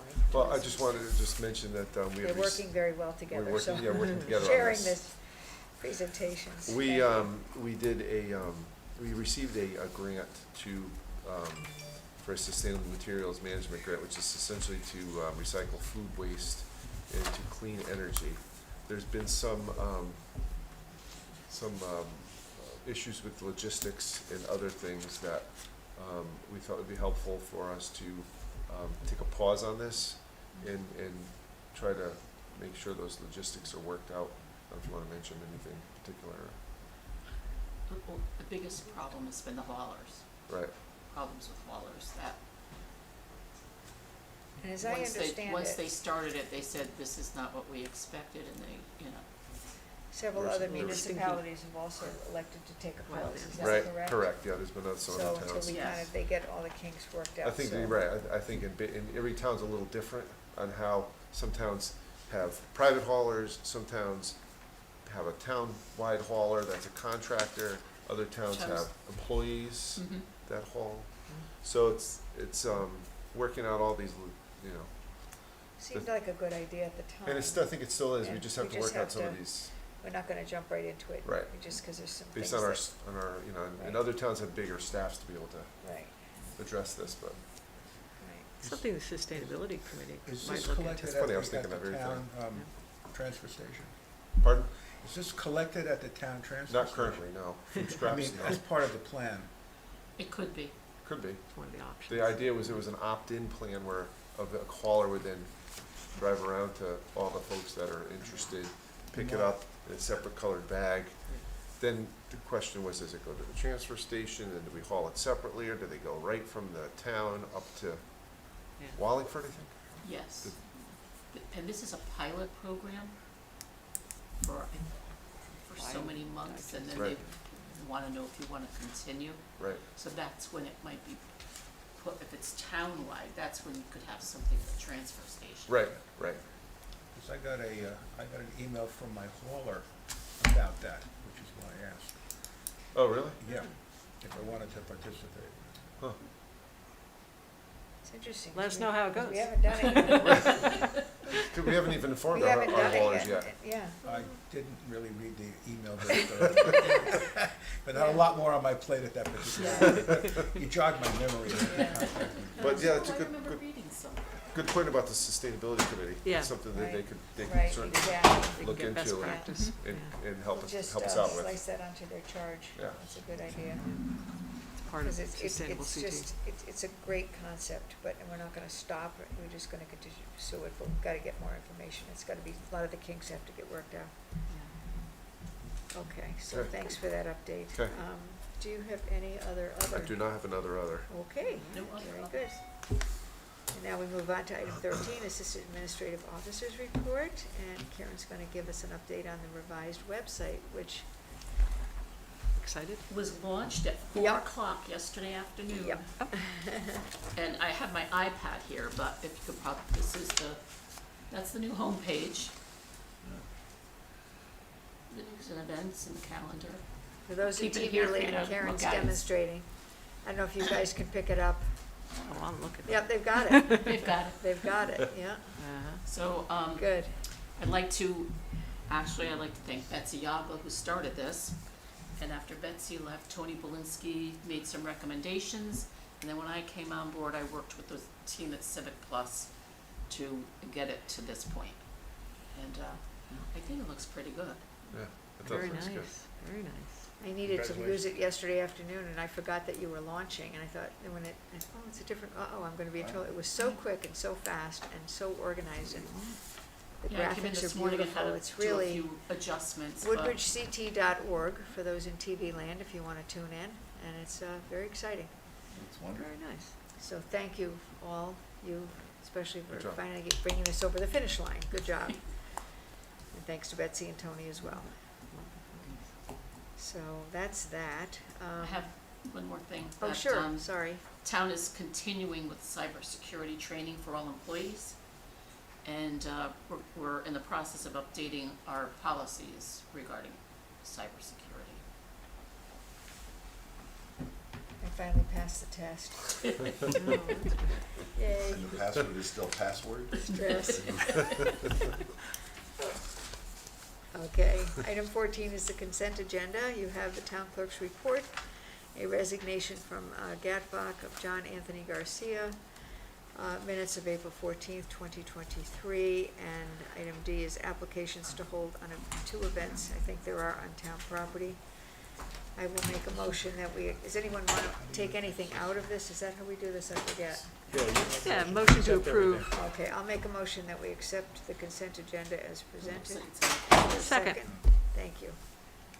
All in favor? Aye. Thank you. All right. Moving right along to the town council's report.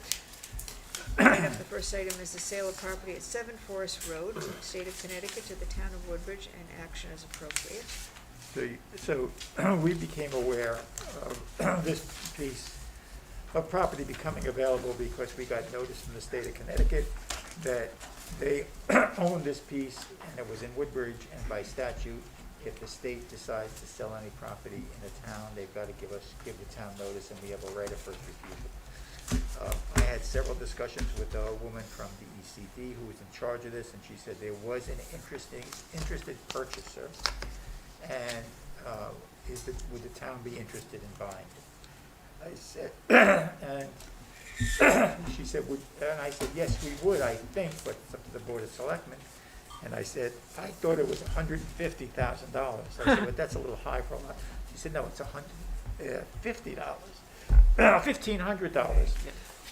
So that's the issue. Are we interested in purchasing it?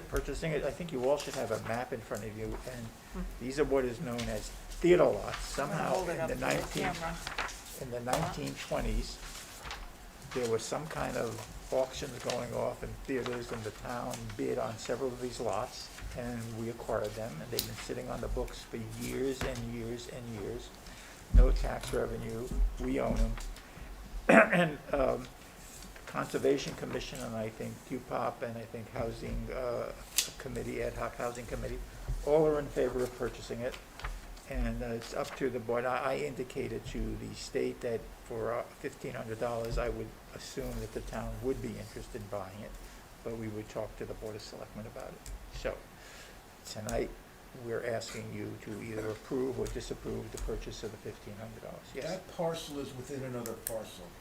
Yeah, Is there any access to that parcel? well, we access over our land, I think. If you look right? at this Right, map Joe? here. See the map? Okay, so there's no access to the parcel unless This we is the grant access. an easement, Right. so the land is basically worthless. Well, somebody was gonna buy it. I don't know what he was gonna do. He would probably try and acquire other parcels from us. I don't know what that person was interested in doing, or what he wanted there to is put a up road. there. If you, Right? yeah, if you. There is a look at the road, map, It's a yeah, road. Not there. It's a There's a paper paper road. road Yeah. that goes through it. Right. It's not a real road. Yeah. right here. Right. Well, but they can get access over it. So if you acquire, The town has not accepted the road, but we could accept it. People who already have access over it, that have Right. homes in there. Oh, they do. Yep. Looks like a driveway, but it's a road. So this went to Coopop, I believe? Yeah, and we went sent it to all the land use. Conservation, Conservation Right. and the housing. and they all recommended we move forward with this, all three groups, correct? Correct. Okay. so we own the part in yellow, Yes. right? And the one in question is the one here in the The center? little white square at the Yeah. top. The square in the center, Page. and we own all the yellow But we already. own the yellow, but do not own the other white ones. Okay, So I'm just looking at the Conservation Commission sent us a letter, and they're noting that it's inland wet, or it appears to be inland wetland as defined by the DEEP. Does that mean that it cannot be built on? Or I think Conservation's also making a recommendation that we use the Open Space Fund to purchase this, so there's no impact on taxpayers. Is that something we could do? We could do it, and the question is it wetlands? I don't know if it's wetlands. I don't know if it Right. qualifies. Jerry, I do you don't know how if big it's- the property is, if they're all if they're all acquired? 50 by If 100? we acquired all of it, it would be approximately 10 acres. 10 acres. It's a decent amount of land that we Yeah. have, and if the town wanted to do something with it, it would be, if we could, it'd be nice to have. If we use open space funds, does that add anything to Well, that's a the- question for our legal counsel. Yeah, does that put any restrictions if we There use it could be now? restriction, I have to look at the language, I haven't looked at it in years, if I ever did, but I have to look at the language of the fund and what we can So- do with it. This particular piece of the parcel that we would be purchasing, if we used open space funding for it, if in fact it is on wetlands and can't be built anyway, that there wouldn't be an additional change in use. If it's wetlands, right? Exactly, right. Yeah. Right. So maybe we should use the open space funding because then it's we're not putting any impact on taxpayers. I'm sure that Tony could find $1,500 if we couldn't use the open space fund to purchase Could this. probably do that. Yeah. Can we make a motion then to go forward with this purchase, and then without deciding the funding, we could do that at another time, or should we do it all at once? We only have 45 days to accept. Okay, We're still well within the 45 days, Yeah. but we wouldn't want to run too close to it. okay. So if we move forward with the request to purchase, do we also have to identify the funding source tonight? That's what I'm asking. No, Yeah. no, Yeah. Okay, so we could do it next time for that? Sure. Sure. Okay, we're still okay. So I'll make a motion that we move forward with this purchase on behalf of the town of Woodbridge. I will Second. second it. And it was recommended to us by all the relevant boards. land use boards, yeah. I wanted to Right. make sure they had an opportunity to. Yeah. Unanimity. Good. Yeah, that helps. Okay, any other comments or questions? All in favor? Aye. Aye. It's unanimous, great. Thank you very much. Do we what? We did it. Yeah, only item parcel Just one one. I forgot. Right, yep, Mhm. we did do that. Yep. Okay, and with that, next is the Long time. Woodbridge Child Center lease, and action is appropriate. So Tony knows a lot about this, and I know somewhat about it. The child center is in the center building, obviously. They've been there for years and years and years, and they have a lease and they pay us rent. And from all appearances, they seem to be a pretty good tenant, and it's a good service. People who have kids there all have loved it, from what I can see over the years. Their lease is up in June, right, Tony? Correct. Their lease is up in June. They've made arrangements, I think, to move to the parish house, right, or to the church. They're working on that possibility. They're working on that possibility. We, the town, according to Tony, and he's correct, and I'll have him speak on it if he wants to, are gonna proposing to make renovations there, and we may need some of the space. So we can't make a long-term commitment to extend this lease to the child center. Tony had some discussions with them. I had one discussion with their lawyer, and I think the town is prepared, or Tony is prepared to recommend, and I would recommend, because nothing is gonna happen over there within this 2-year period. So Tony recommends that we enter into an amendment to the existing lease and extend it for 2 years with appropriate 3% 3% rent each income year. each year. Right. Some caveats about, we may be starting work there earlier than the expiration of the 2 years, and they have to understand that. It may not be as smooth as it has been. There's some land in the little garden out there, or a little Right. common area that we may be using during construction, or become part of the town's It's property. from the senior center Yeah, project. so there are some issues to work out, but we need to know from the board whether the board wants us to extend the lease for 2 years. I'm comfortable renewing it for 2 years. And We're not gonna do it tonight, right? We're just. we don't have the amendment, there's some details to work out, but I So need yes. authority from the board to tell the attorney for the child center that, yes, we have authority for 2 years, subject to us working out the details. If there are any unusual details, I'm gonna come back to the I board. think our last meeting, they were pretty much okay with They were, this. yeah. We Yeah. had a meeting with them, and they They were were, comfortable yeah. with the 2 years. So then you can authorize us entering a 2-year lease, for me to review the lease, the amendment, and for Beth to sign it. And they've been a very good tenant for a pretty long time. right? Very long time, years and years and years. Yeah. So, are they serious about moving to the parish house, or is that an option for them if the lease doesn't get renewed? The way it was explained to us, that they were serious about moving. Well, are they gonna wanna sign a lease then, But it was gonna Dave take is them, interested it was in- gonna take them a few years to, to renovate it? To There was renovate a- it, There was a correct. child center there, there yeah, was- they had to renovate it, I guess, that was the issue. So they figured 18 months or so, they need to renovate that space. Because if we have a growing population of Beecher, we may need those classrooms for pre-K or something like that. Say that again, what? If we have a growing population at Beecher, Right. which is full, we might be able to use that building if the daycare wants to move to the parish house for pre-K or something like that. It was a school after all. Well, the exactly. PD and Human Services needs that space, and that's what we're considering in the center building construction project. They want the center school space, they want the classroom space. Yeah, they have needs for that space between the PD and the Human Services Department, yeah.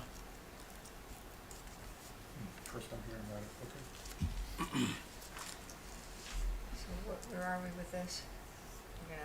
We need a Well, motion? you have a motion, take a vote. Okay. Motion Somebody to- make the motion, please, Okay. because it's me signing it or doing it. Sure. Are we making a motion to authorize the first selectman to sign? I'll make that motion. And the What you attorney need? to review the lease and make sure it's acceptable. Okay. And the role of the attorney as well. Is there a second? Second. Thank you. This is a motion for a 2-year extension of the lease, isn't it? Okay. 2-year Okay. amendment to the lease. Amendment. Yeah. 2-year amendment to the existing Right. lease, okay. Any other comments or questions? All in favor? Aye. Aye. Okay, good. Brings us to item 16 on the agenda, which is executive session. What am I gonna talk about here? Let's see. So I just want to say, item B on executive session is going off because the attorneys who I wanted to have come and give you all an update on the litigation could not make it tonight, so we're going to have them at the June meeting. We're gonna put that- Okay. All right. So I will make a motion that we go into executive session pursuant to Connecticut General Statute, Section 1-206C, to discuss security at the former Country Club of Woodbridge. It's been brought to my attention that the condition of the inside of the clubhouse, most recently, needs our attention. And that's what we will be discussing, correct? I need to. Correct. amend For this. security, we're talking about security Right. and being able to come up with some ideas about how the How to building is respond to made that. safer and secure. Right, exactly. Is there a second? We invite Thank you, Joe. Attorney Weiner and Mr. Genovese. Yep, Yep. sorry, thank you. Don't want you left out in the cold. I will amend my amendment You could go to, home. amend my motion to invite Tony Weiner and Tony, Administrative Officer, Finance Director, to join us in executive session. So that's, we have a motion, a second, all in favor? Hey. Thank you.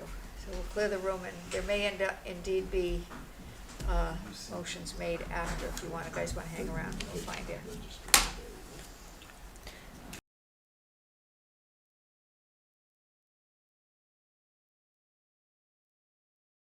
Thank you very much. The Board of Selectmen is now out of executive session.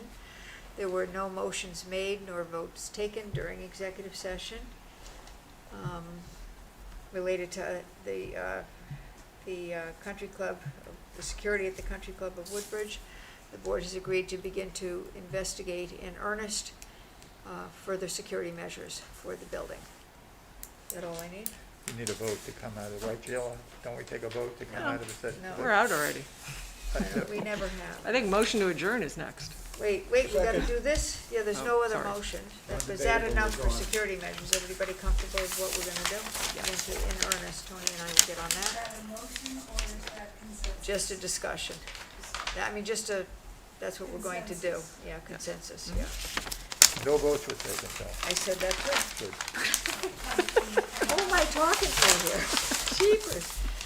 Okay. What is that again, the consensus is? the- Investigate all possible security measures All right. in earnest for the clubhouse at the Country Club of Woodbridge. Okay. And with that, I'll entertain a motion to adjourn. So Thank you. Second, all in favor? We are Thank you, we're out. Thank you. Thank you very much.